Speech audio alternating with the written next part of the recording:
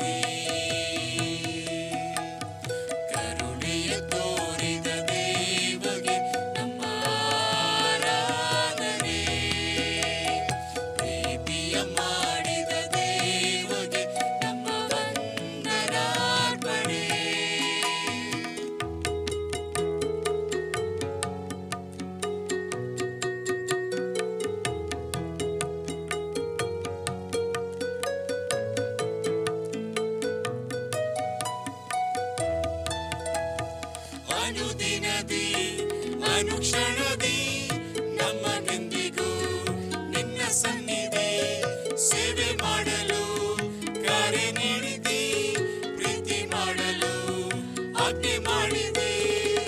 ಜಗಕ್ಕೆ ಸಾರುತ್ತ ನಾವು ಭಕ್ತಿ ಬೆಳೆಸುವ ನಾವು, ಜಗಕ್ಕೆ ಸಾರುತ್ತ ನಾವು ಭಕ್ತಿ ಬೆಳೆಸುವ ನಾವು. ಕರುಣೆಯ ತೋರಿದ ದೇವಗೆ ನಮ್ಮ ಆರಾಧನೆ, ಪ್ರೀತಿಯ ಮಾಡಿದ ದೇವಗೆ ನಮ್ಮ ವಂದನಾರ್ಪಣೆ.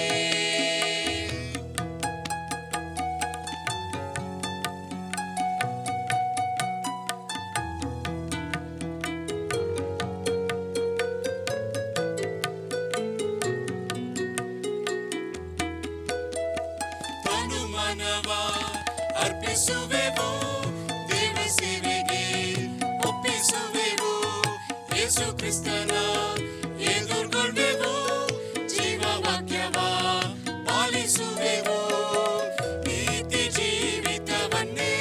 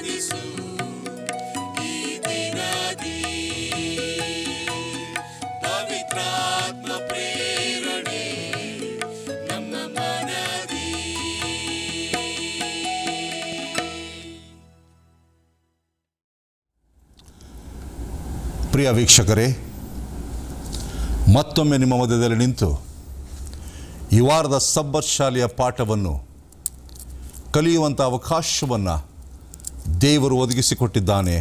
ಆತನ ನಾಮಕ್ಕೆ ಸ್ತೋತ್ರವನ್ನು ಹೇಳುವ. ಕಳೆದ ವಾರವೆಲ್ಲ ದೇವರು ಅದ್ಭುತವಾಗಿ ನಮ್ಮನ್ನು ಕಾಪಾಡಿದ್ದಾರೆ. ಆತನ ಕೃಪೆ ನಮ್ಮ ಮೇಲೆ ಸದಾ ಇದೆ ಎಂಬತಕ್ಕಂಥ ನಿರೀಕ್ಷೆಯಲ್ಲಿ ನಾವು ಮುಂದೆ ಸಾಗುವ. ಈ ವಾರದ ಪಾಠವನ್ನು ಪ್ರಾರಂಭ ಮಾಡೋದು ಮುಂಚಿತವಾಗಿ ತಲೆಗಳನ್ನು ಬಾಗಿ ಪ್ರಾರ್ಥನೆ ಮಾಡುವ. ನಮ್ಮನ್ನು ಅಧಿಕವಾಗಿ ಪ್ರೀತಿ ಮಾಡಿದಂಥ ನಮ್ಮ ತಂದೆಯಾದ ದೇವರೇ, ಈ ಸಮಯದಲ್ಲಿ ಸಬ್ಬತ್ ಶಾಲೆಯ ಪಾಠವನ್ನು ಕಲಿಯುವಾಗೆ ನಿನ್ನ ಕೃಪೆ ನಮ್ಮ ಮೇಲೆ ಇರಲಿ. ನನ್ನ ತುಟಿಗಳನ್ನು ಮುಟ್ಟು, ಮಾತುಗಳು ನನ್ನದಲ್ಲ ನಿನ್ನದವುಗಳಾಗಿರಲಿ. ಅರ್ಥಗರ್ಭಿತವಾಗಿ ಪ್ರಾರ್ಥನೆಯ ವಿಷಯದಲ್ಲಿ, ವಿಶೇಷವಾಗಿ ಮಧ್ಯಸ್ಥಿಕೆಯ ಪ್ರಾರ್ಥನೆಯ ವಿಷಯದಲ್ಲಿ ಕಲಿಯುವಾಗ ನಮ್ಮ ಮನಸ್ಸುಗಳನ್ನು ತೆರೆ, ಆತ್ಮನನ್ನು ಕಳುಹಿಸು, ಕೇಳುವ ಪ್ರತಿಯೊಬ್ಬರನ್ನು ಆಶೀರ್ವದಿಸು, ಆತ್ಮೀಕವಾಗಿ ನಮ್ಮನ್ನು ಬಲಪಡಿಸು ಎಂಬುದಾಗಿ ಕ್ರಿಸ್ತನ ದೇವನಾಮದಲ್ಲಿ ಬೇಡುತ್ತೇನೆ ತಂದೆಯೇ, ಆಮೇನ್. ಇಡೀ ತ್ರೈಮಾಸಿಕದಲ್ಲಿ ನಾವು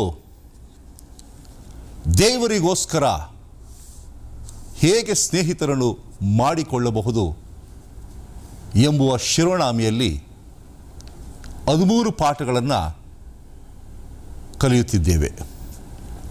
ಇವತ್ತು ಈ ತ್ರೈಮಾಸಿಕದ 4ನೇ ಪಾಠ ಬಹಳ ಸರಳವಾದ, ವಿಶಿಷ್ಟವಾದ, ಅರ್ಥಗರ್ಭಿತವಾದಂಥ ಪಾಠ ಮತ್ತು ಅತ್ಯವಶ್ಯಕವಾದಂಥ ಪಾಠ. ಕಾರಣ ಪ್ರಾರ್ಥನೆ. ಈ ವಾರದ ಪಾಠದ ಒಂದು ಶಿರೋನಾಮೆ ಏನೆಂದರೆ ಪ್ರಾರ್ಥನೆಯ ಶಕ್ತಿ, ಇತರರಿಗಾಗಿ ಮಧ್ಯಸ್ಥಿಕೆ ವಹಿಸುವುದು ಎಂಬುದಾಗಿ. ಪ್ರಿಯರೇ, ನಾವು ಪ್ರಾರ್ಥನೆಯನ್ನು ಮಾಡುವಾಗ ಅನೇಕರಿಗೆ ಉಪಯುಕ್ತವಾಗುತ್ತದೆ ಎಂಬುದರಲ್ಲಿ 2 ಮಾತಿಲ್ಲ. ನಮ್ಮ ಪ್ರಾರ್ಥನೆಯು ಇತರರಿಗೆ ಅನುಕೂಲವಾಗಬೇಕು. ದೇವರು ನಮ್ಮ ಪ್ರಾರ್ಥನೆಯನ್ನು ಕೇಳುತ್ತಾನೆ ಎಂಬುದರಲ್ಲಿ 2 ಮಾತಿಲ್ಲ. ನಮ್ಮ ಸ್ವರ್ಣವಾಕ್ಯವೇ ಹೇಳಿರುವ ಹಾಗೆ ನಾವು ಮಾಡುವ ಪ್ರಾರ್ಥನೆಯು ಅನೇಕ ಲಾಭವನ್ನು, ಅನುಕೂಲವನ್ನು ತಂದುಕೊಡುತ್ತದೆ. ಹೊಸ ಒಡಂಬಡಿಕೆಯ ಸಭಿಕರಲ್ಲಿ ಒಂದು ಪ್ರಾರ್ಥನೆಯ ಅವಶ್ಯಕತೆ ಇತ್ತು ಎಂಬುದಾಗಿ ನೋಡುತ್ತೇವೆ. ಅವರು ಪ್ರಾರ್ಥನೆ ಮಾಡುವಾಗ, ಅವರ ಜೊತೆಯಲ್ಲಿ ಸೇರುವಾಗ ಪವಿತ್ರಾತ್ಮನು ಅವರ ಮೇಲೆ ಬರುತ್ತಿದ್ದನು. ಅವರು ಧೈರ್ಯವಾಗಿ ಮಾತಾಡುತ್ತಿದ್ದರು.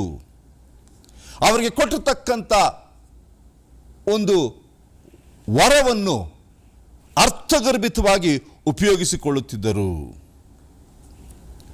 ಪವಿತ್ರಾತ್ಮನು ಅವರ ಮೇಲೆ ಬಂದಾಗ ದೇವರ ವಾಕ್ಯವನ್ನು ಬಲಿಷ್ಠವಾಗಿ, ಪ್ರಬಲವಾಗಿ ಸಾರುವುದಕ್ಕೆ ಅವಕಾಶವಾಗುತ್ತಿತ್ತು. ಅವರು ಅರ್ಥ ಮಾಡಿಕೊಂಡರು, ನಾವು ಲೋಕಕ್ಕೆ ಈ ಒಂದು ಕ್ರಿಸ್ತನ ಸಂದೇಶವನ್ನು ಪ್ರಚಾರ ಮಾಡಬೇಕು ಎಂಬುದಾಗಿ. ನಾವು ಬೇರೆಯವರಿಗೋಸ್ಕರ ಮಧ್ಯಸ್ಥಿಕೆಯನ್ನು ವಹಿಸುವಾಗ ನಮ್ಮ ಜೀವಿತದಲ್ಲಿಯೇ ದೇವರು ಬಹಳ ಅದ್ಭುತವಾಗಿ ಕೆಲಸವನ್ನು ಮಾಡುತ್ತಾನೆ ಎಂಬುದರಲ್ಲಿ 2 ಮಾತಿಲ್ಲ. ಈ ಹೋರಾಟದಲ್ಲಿ, ಒಳ್ಳೆಯದರ ಮತ್ತು ಕೆಟ್ಟದರ ಮಹಾನ್ ಹೋರಾಟದಲ್ಲಿ ಮಧ್ಯಸ್ಥಿಕೆಯ ಪ್ರಾರ್ಥನೆಯು ಒಂದು ಪ್ರಬಲವಾದ, ಬಲಿಷ್ಠವಾದ ಆಯುಧವಾಗಿದೆ. ಪ್ರಾರ್ಥನೆ ಎಂಬತಕ್ಕಂಥದ್ದು ಕೇವಲ ಒಂದು ಧಾರ್ಮಿಕವಾದ ಭಕ್ತಿಯುಳ್ಳ ಕಂತೆ ಪುರಾಣವಲ್ಲ. ನಮ್ಮನ್ನು ಆಧಾರ ಕೊಡ್ತಕ್ಕಂಥ ಒಂದು ವಾಕ್ಯಗಳು ಮಾತ್ರವಲ್ಲ. ಪ್ರಾರ್ಥನೆ ಎಂಬತಕ್ಕಂಥದ್ದು ನಮ್ಮ ಹೃದಯವನ್ನು ಸ್ನೇಹಿತರಿಗೆ ಹೇಗೆ ಬಿಚ್ಚಿ ಮಾತಾಡುತ್ತೇವೆ, ಹಾಗೆಯೇ ದೇವರ ಸಂಗಡ ಎಲ್ಲವನ್ನು ವಿವರವಾಗಿ, ಸ್ಪಷ್ಟವಾಗಿ, ನಿಸ್ವಾರ್ಥವಾಗಿ ತಿಳಿಯಪಡಿಸುವುದು. ನಮ್ಮ ದುಃಖ, ಸಂತೋಷ, ಜಯ, ಹೋರಾಟ, ಸೋಲುಗಳು, ಗೆಲುವು, ನಮ್ಮ ಅಸಮಾಧಾನ ಪ್ರತಿಯೊಂದನ್ನು ಪ್ರಾರ್ಥನೆಯಲ್ಲಿ ದೇವರ ಮುಂದೆ ತಿಳಿಸಬಹುದು. ನಾವು ಇತರರಿಗಾಗಿ ಮಧ್ಯಸ್ಥಿಕೆಯನ್ನು ವಹಿಸುವಾಗ ಸರ್ವಶಕ್ತನಾದ ದೇವರು ನಮಗೆ ರಕ್ಷಣೆಯನ್ನು ಕೊಡುವುದು ಮಾತ್ರವಲ್ಲ, ನಮ್ಮ ಮೂಲಕವಾಗಿ ಅನೇಕರಿಗೆ ರಕ್ಷಣೆಯು ಸಿಗುವಂತೆ ಅದು ಸಹಾಯ ಮಾಡುತ್ತದೆ. ಒಂದು ವೇಳೆ ಅಂದುಕೊಳ್ಳಬಹುದು, ದೇವರಿಗೆ ನಮ್ಮ ಪ್ರಾರ್ಥನೆಯ ಅವಶ್ಯಕತೆ ಹೇಗೆ, ಯಾಕೆ ಬೇಕು ಎಂಬುದಾಗಿ. ಪ್ರಾರ್ಥನೆ ಇಲ್ಲದೆ, ಜನರ ಮಧ್ಯಸ್ಥಿಕೆ ಇಲ್ಲದೆ ದೇವರು ಎಲ್ಲವನ್ನೂ ಮಾಡುತ್ತಿದ್ದಾನೆ, ಖಂಡಿತವಾಗಿಯೂ. ಆದರೆ ಒಂದು ವಿಷಯವನ್ನು ಅರ್ಥ ಮಾಡಿಕೊಳ್ಳಬೇಕು, ದೇವರು ಯಾವಾಗಲೂ ಮನುಷ್ಯನಿಗೆ ಕೊಟ್ಟಿರುವ ಸ್ವತಂತ್ರವನ್ನು ದುರುಪಯೋಗ ಮಾಡುತ್ತಿಲ್ಲ. ನಾವು ಈ ಮಹಾನ್ ಹೋರಾಟದಲ್ಲಿ, ಒಳ್ಳೆಯದರ ಮತ್ತು ಕೆಟ್ಟದರ ಹೋರಾಟದಲ್ಲಿ ನಾವು ಆರಿಸಿಕೊಳ್ಳುವ ಸ್ವಭಾವ ನಮ್ಮಲ್ಲಿದೆ. ನಾವು ಏನು ಮಾಡಬೇಕು, ಏನು ಮಾಡಬಾರದು ಎಂಬುದಾಗಿ ದೇವರು ನಮಗೆ ಬಹಳ ಒಳ್ಳೆ ರೀತಿಯಲ್ಲಿ ತಿಳಿಯಪಡಿಸುವಾಗೆ ಆತನು ಯಾರನ್ನು ಯಾವತ್ತೂ ಕಡ್ಡಾಯ ಮಾಡುವುದಿಲ್ಲ, ಒತ್ತಾಯ ಮಾಡುವುದಿಲ್ಲ. ಸೇವೆಯನ್ನು ಮಾಡಬೇಕು, ಪ್ರೀತಿಯನ್ನು ಮಾಡಬೇಕು ಎಂಬುದರ ವಿಷಯದಲ್ಲಿ ದೇವರು ಯಾವತ್ತೂ ಒತ್ತಾಯ ಮಾಡುವವನಲ್ಲ. ನಾವು ಸ್ವಯಂ ಪ್ರೇರಿತರಾಗಿ ಸೇವೆಯನ್ನು ಮಾಡುವುದಕ್ಕೆ ಮುಂದೆ ಬರಬೇಕು. ನಾವು ಇತರರಿಗೆ ಪ್ರಾರ್ಥನೆ ಮಾಡುವಾಗ ನಮ್ಮ ಹೃದಯಗಳು ತೆರೆಯಲ್ಪಟ್ಟು ನಮಗೆ ದೈವಿಕವಾದಂಥ ಪ್ರಭಾವ ಬರುವಂಥದ್ದಾಗಿದೆ. ಪ್ರಿಯ ಸ್ನೇಹಿತರೆ, ನಾವು ಮಾಡುವ ಪ್ರಾರ್ಥನೆಗಳು ದೇವರು ಅದ್ಭುತವಾಗಿ ಮಧ್ಯಸ್ಥಿಕೆಯನ್ನು ವಹಿಸಿ ನಮಗೆ ಒಂದು ಅವಕಾಶವನ್ನು ಕೊಟ್ಟು ನಮ್ಮ ಪ್ರಾರ್ಥನೆ ಮೂಲಕವಾಗಿ ಇತರರಿಗೆ ಸಹಾಯವಾಗಲಿ ಎಂಬುದಾಗಿ ನಾವು ಮುಂದೆ ಬರಬೇಕು. ನಮ್ಮ ಪ್ರಾರ್ಥನೆಯು ಒಂದು ಸಾಧನವಾಗುತ್ತದೆ ಇತರರನ್ನು ನಿತ್ಯ ಜೀವಿತಕ್ಕೆ ಸೇರಿಸುವುದಕ್ಕೋಸ್ಕರ. ಹಾಗಿರುವಲ್ಲಿ ಇವತ್ತಿನ ಧ್ಯಾನದಲ್ಲಿ ನಾವು ಕಲಿತಕ್ಕಂಥ ಪಾಠಗಳು, ಮೊದಲನೇದಾಗಿ ವಿಶ್ವಮಟ್ಟದ ಒಂದು ಹೋರಾಟ, ಕಾಸ್ಮಿಕ್ ಸ್ಟ್ರಗಲ್ ಎಂಬುದಾಗಿ ಹೇಳುತ್ತೇವೆ. ಪ್ರಕಟಣೆ 12ನೇ ಅಧ್ಯಾಯ 7-9, ಎಫೆಸಿಯ 6ನೇ ಅಧ್ಯಾಯ 12ನೇ ವಚನ, 2ನೇ ಕೊರಿಂಥದವರೆಗೆ 10ನೇ ಅಧ್ಯಾಯ 4ನೇ ವಚನ. ಈ 3 ವಚನಗಳನ್ನು, ವಾಕ್ಯಗಳನ್ನು ನಾವು ಗಮನಿಸುವಾಗ ಮಧ್ಯಸ್ಥಿಕೆಯ ಪ್ರಾರ್ಥನೆಯ ಒಂದು ಅವಶ್ಯಕತೆ, ಪ್ರಭಾವ ಹೇಗಿದೆ ಎಂಬುದನ್ನು ತಿಳಿಸುವಂಥದ್ದಾಗಿದೆ. ಪ್ರಕಟಣೆಯಲ್ಲಿ ನಾವು ಗಮನಿಸಿರುವಾಗ ಸೈತಾನನು ಮತ್ತು ಆತನ ದೂತರು ಈ ಲೋಕಕ್ಕೆ ದೊಬ್ಬಲ್ಪಟ್ಟರು ಎಂಬುದಾಗಿ ಓದುತ್ತೇವೆ. ಯಾಕೆಂದರೆ ಇದೇ ದೂತರು ನಾವು ಮಾಡುವ ಪ್ರಾರ್ಥನೆಯಲ್ಲಿ ಗಲಿಬಿಲಿಯನ್ನು ಉಂಟು ಮಾಡಬೇಕು, ನಮ್ಮನ್ನು ಸಂಪೂರ್ಣವಾಗಿ ಗೊಂದಲದಲ್ಲಿ ಸಿಕ್ಕಿಸಬೇಕು, ನಮಗೆ ಅಡಚಣೆಯನ್ನು ತಡಬೇಕು ಎಂಬುದರಲ್ಲಿ ಈ ದೊಬ್ಬಲ್ಪಟ್ಟ ದೇವದೂತರು ಬಹಳಷ್ಟು ಕೆಲಸವನ್ನು ಮಾಡುತ್ತಿದ್ದಾರೆ. ಎಫೆಸ 6:12 ಹೇಳುವಾಗೆ ಪೌಲನು ಹೇಳುತ್ತಾನೆ, ನಾವು ಹೋರಾಡುವುದು ಮನುಷ್ಯ ಮಾತ್ರದವರ ಸಂಗಡವಲ್ಲ ಎಂಬುದಾಗಿ. ಪ್ರಿಯರೇ, ನಾವು ವಾಸ್ತವಿಕವಾದ ಯುದ್ಧದಲ್ಲಿ ತೊಡಗುತ್ತಿಲ್ಲ, ಆದರೆ ಒಳ್ಳೆಯದರ ಕೆಟ್ಟದರ ಮಧ್ಯದಲ್ಲಿ ಹೋರಾಟ ನಡೆಯುತ್ತಲೇ ಇದೆ. ಸೈತಾನ ಮತ್ತು ಕ್ರಿಸ್ತನು ಇದರಲ್ಲಿ ಭಾಗಿಗಳಾಗಿದ್ದಾರೆ. ನಾವು ಯಾರ ಸಂಗಡ ಇರುತ್ತೇವೆ ಎಂಬುದು ಬಹಳ ಪ್ರಾಮುಖ್ಯವಾಗಿದೆ. 2 ಕೊರಿಂಥ 10:4 ಪೌಲನು ಹೇಳುವ ಹಾಗೆ, ನಾವು ಉಪಯೋಗಿಸುವ ಆಯುಧಗಳು ಲೋಕ ಸಂಬಂಧವಾದ ಆಯುಧಗಳಲ್ಲ. ಲೋಕ ಸಂಬಂಧವಾದ ಆಯುಧಗಳು ಲೋಕ ಸಂಬಂಧವಾದ ಯುದ್ಧಗಳನ್ನು ಗೆಲ್ಲುತ್ತವೆ. ಆದರೆ ಆತ್ಮಿಕ ಸಂಬಂಧವಾದ ಆಯುಧಗಳು ಆತ್ಮಿಕವಾದ ಯುದ್ಧಗಳನ್ನು ಗೆಲ್ಲುತ್ತವೆ. ಪ್ರತಿಯೊಬ್ಬ ಮಾನವನಿಗೂ ಕಾಣದೇ ಇರತಕ್ಕಂಥ ಯುದ್ಧಗಳು ನಡೆಯುತ್ತಲೇ ಇವೆ. ನಮ್ಮ ಹೃದಯದಲ್ಲಿ, ನಮ್ಮ ಜೀವಿತದಲ್ಲಿ ಒಳ್ಳೆದರ ಮತ್ತು ಕೆಟ್ಟದರ ಒಂದು ಹೋರಾಟ ನಡೆಯುತ್ತಲೇ ಇದೆ.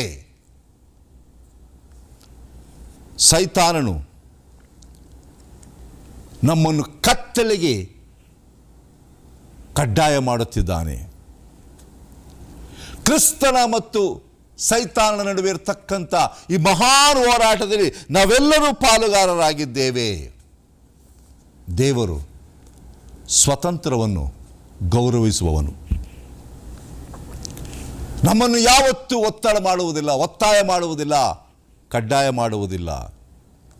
ತನ್ನ ಪವಿತ್ರಾತ್ಮನನ್ನು ಕಳುಹಿಸಿಕೊಟ್ಟು ನಮಗೆ ಸಹಾಯವನ್ನು ಒದಗಿಸುತ್ತಾನೆ. ಪರಲೋಕದಿಂದ ದೇವದೂತರನ್ನು ಕಳುಹಿಸಿಕೊಟ್ಟು ನಮಗೆ ನಿತ್ಯ ಜೀವವು ಹೇಗೆ ಸಿಗುತ್ತದೆ ಎಂಬುದರಲ್ಲಿ ಮಾಹಿತಿಯನ್ನು ಆತನು ನಮಗೆ ಕೊಡಿಸುತ್ತಾನೆ.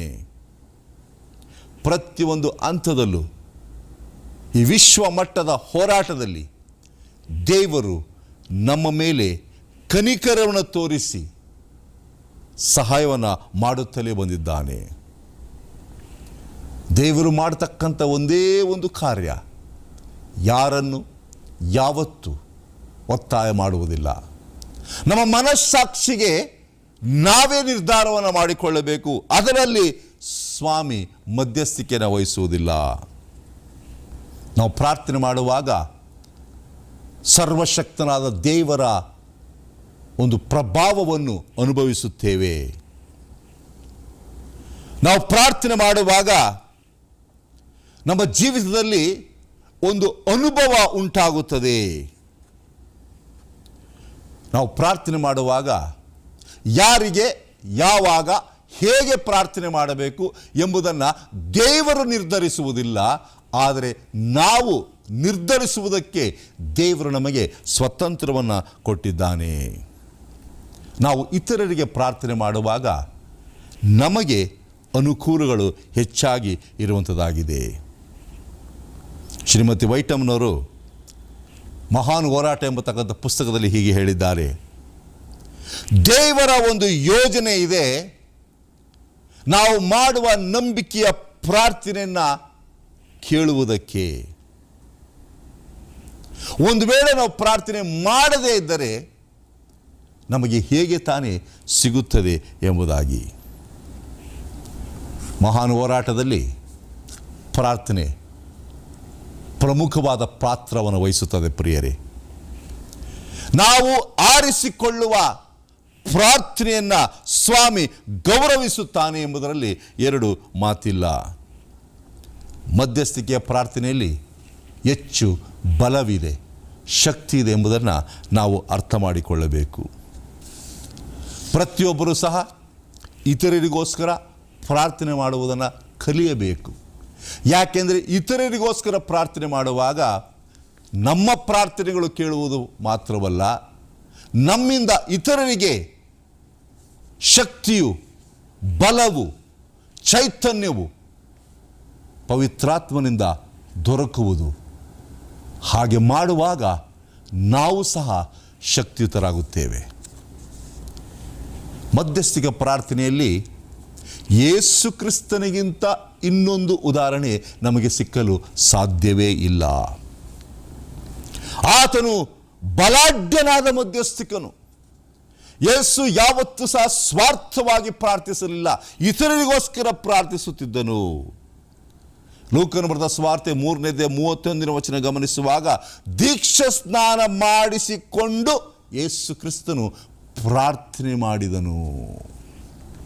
ಲೂಕನ ಬರೆದ ಸುವಾರ್ತೆ 5:16 ಹೇಳುವಂಥದ್ದಾಗಿದೆ, ಅರಣ್ಯ ಪ್ರದೇಶದೊಳಗೆ ಹೋಗಿ ಪ್ರಾರ್ಥನೆ ಮಾಡುತ್ತಿದ್ದನು. ಮತ್ತು ಲೂಕ 9:18 ತಿಳಿಸುವಂಥದ್ದಾಗಿದೆ, ಏಕಾಂತವಾಗಿ ಪ್ರಾರ್ಥನೆ ಮಾಡುತ್ತಿದ್ದನು. ಪ್ರಿಯರೇ, ಯೇಸು ಕ್ರಿಸ್ತನು ಈ ಲೋಕದಲ್ಲಿ ಮಾನವನಾಗಿರುವಾಗ ತನ್ನ ತಂದೆಯಾದ ದೇವರ ಜೊತೆಯಲ್ಲಿ ಸದಾ ಸಂಪರ್ಕವನ್ನು ಇಟ್ಟುಕೊಂಡಿದ್ದನು. ಯಾವುದೇ ಸಮಯದಲ್ಲಿ ಆತನು ತಂದೆಯನ್ನು ಕೇಳದೆ, ತಂದೆಯ ಅನುಮತಿ ಇಲ್ಲದೆ ಯಾವ ಕೆಲಸವನ್ನು ಮಾಡುತ್ತಿರಲಿಲ್ಲ. ದೀಕ್ಷಾ ಸ್ನಾನದ ಸಮಯದಲ್ಲಿ, ತನ್ನ ಸುವಾರ್ತೆಯ ಸಮಯದಲ್ಲಿ, ತನಗೆ ಬರ್ತಕ್ಕಂಥ ಶೋಧನೆಯ ಸಮಯದಲ್ಲಿ, ತಾನು ವಹಿಸಲಿರುವ ಆ ಕ್ರೂಜಿಯ ಸಮಯದಲ್ಲಿ, ಎಲ್ಲ ಸಮಯದಲ್ಲೂ ತಂದೆಯ ಜೊತೆಯಲ್ಲಿ ಸಂಪರ್ಕವನ್ನು ಇಟ್ಟುಕೊಂಡಿದ್ದನು. ಯಾವುದೇ ಸಮಯವಾಗಿರಲಿ, ಅದು ಕುಷ್ಠರೋಗಿಯನ್ನು ಗುಣಪಡಿಸುವುದಾಗಿರಬಹುದು, 5,000 ಜನರಿಗೆ ಊಟವನ್ನು ಕೊಡುವುದಾಗಿರಬಹುದು, ಅಥವಾ ದೆವ್ವ ಹಿಡಿದವರನ್ನು ಬಿಡಿಸುವುದಾಗಿರಬಹುದು. ಪ್ರತಿಯೊಂದು ಹೋರಾಟದಲ್ಲೂ ಸಹ ತಂದೆಯನ್ನು ಕೇಳಿ ಪ್ರಾರ್ಥನೆಯ ಮೂಲಕವಾಗಿ ಈ ಶಕ್ತಿಯನ್ನು ಆತನು ಪ್ರಯೋಗ ಮಾಡುತ್ತಿದ್ದನು.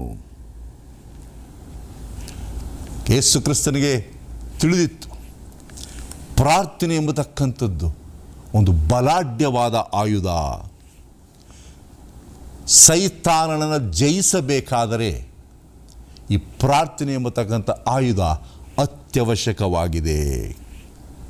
ಪ್ರಾರ್ಥನೆ ಎಂಬತಕ್ಕಂಥದ್ದು ಪರಲೋಕದಿಂದ ನಮಗೆ ಕೊಟ್ಟಿರ್ತಕ್ಕಂಥ ಒಂದು ಉಚಿತವಾದ ಆಯುಧ. ನಾವು ಬಲಹೀನರು, ಅಸಹಾಯಕರು, ಆದರೆ ದೇವರು ಸರ್ವಶಕ್ತನಾಗಿದ್ದಾನೆ.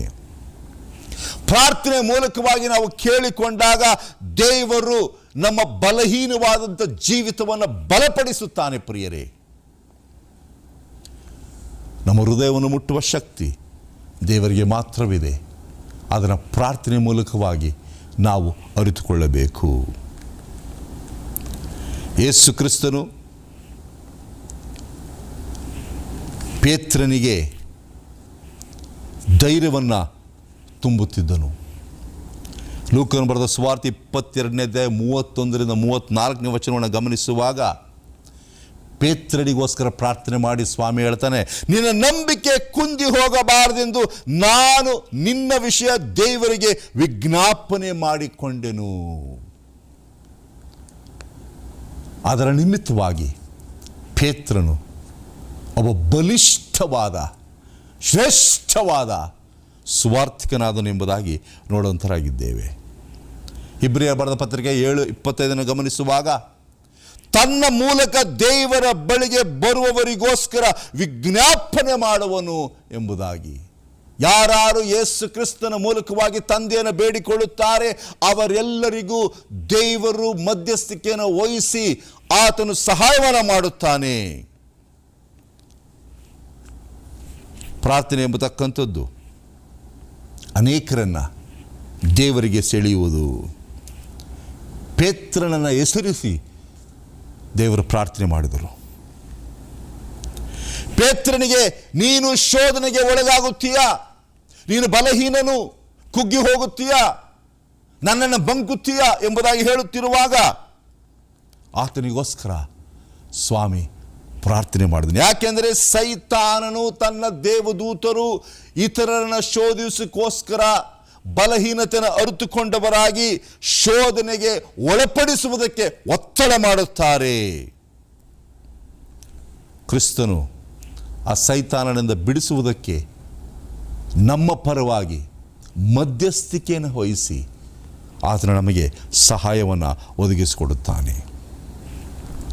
ಪ್ರಿಯರೇ, ಇವತ್ತು ಅದೇ ಕ್ರಿಸ್ತನು ನಮಗೋಸ್ಕರ ಪ್ರಾರ್ಥಿಸುತ್ತಿದ್ದಾನೆ. ನನ್ನ ಮಗಳು, ನನ್ನ ಮಗನು, ಅವರನ್ನು ಕ್ಷಮಿಸು, ಅವರಿಗೋಸ್ಕರ ನಾನು ರಕ್ತವನ್ನು ಸುರಿಸಿದ್ದೇನೆ ಎಂಬುದಾಗಿ ಪರಲೋಕದಲ್ಲಿ ವಕೀಲನಾಗಿ ನಮ್ಮ ಪರವಾಗಿ ಮಧ್ಯಸ್ಥಿಕೆಯನ್ನು ವಹಿಸಿ ನಮಗೋಸ್ಕರ ಪ್ರಾರ್ಥಿಸುತ್ತಿದ್ದಾನೆ.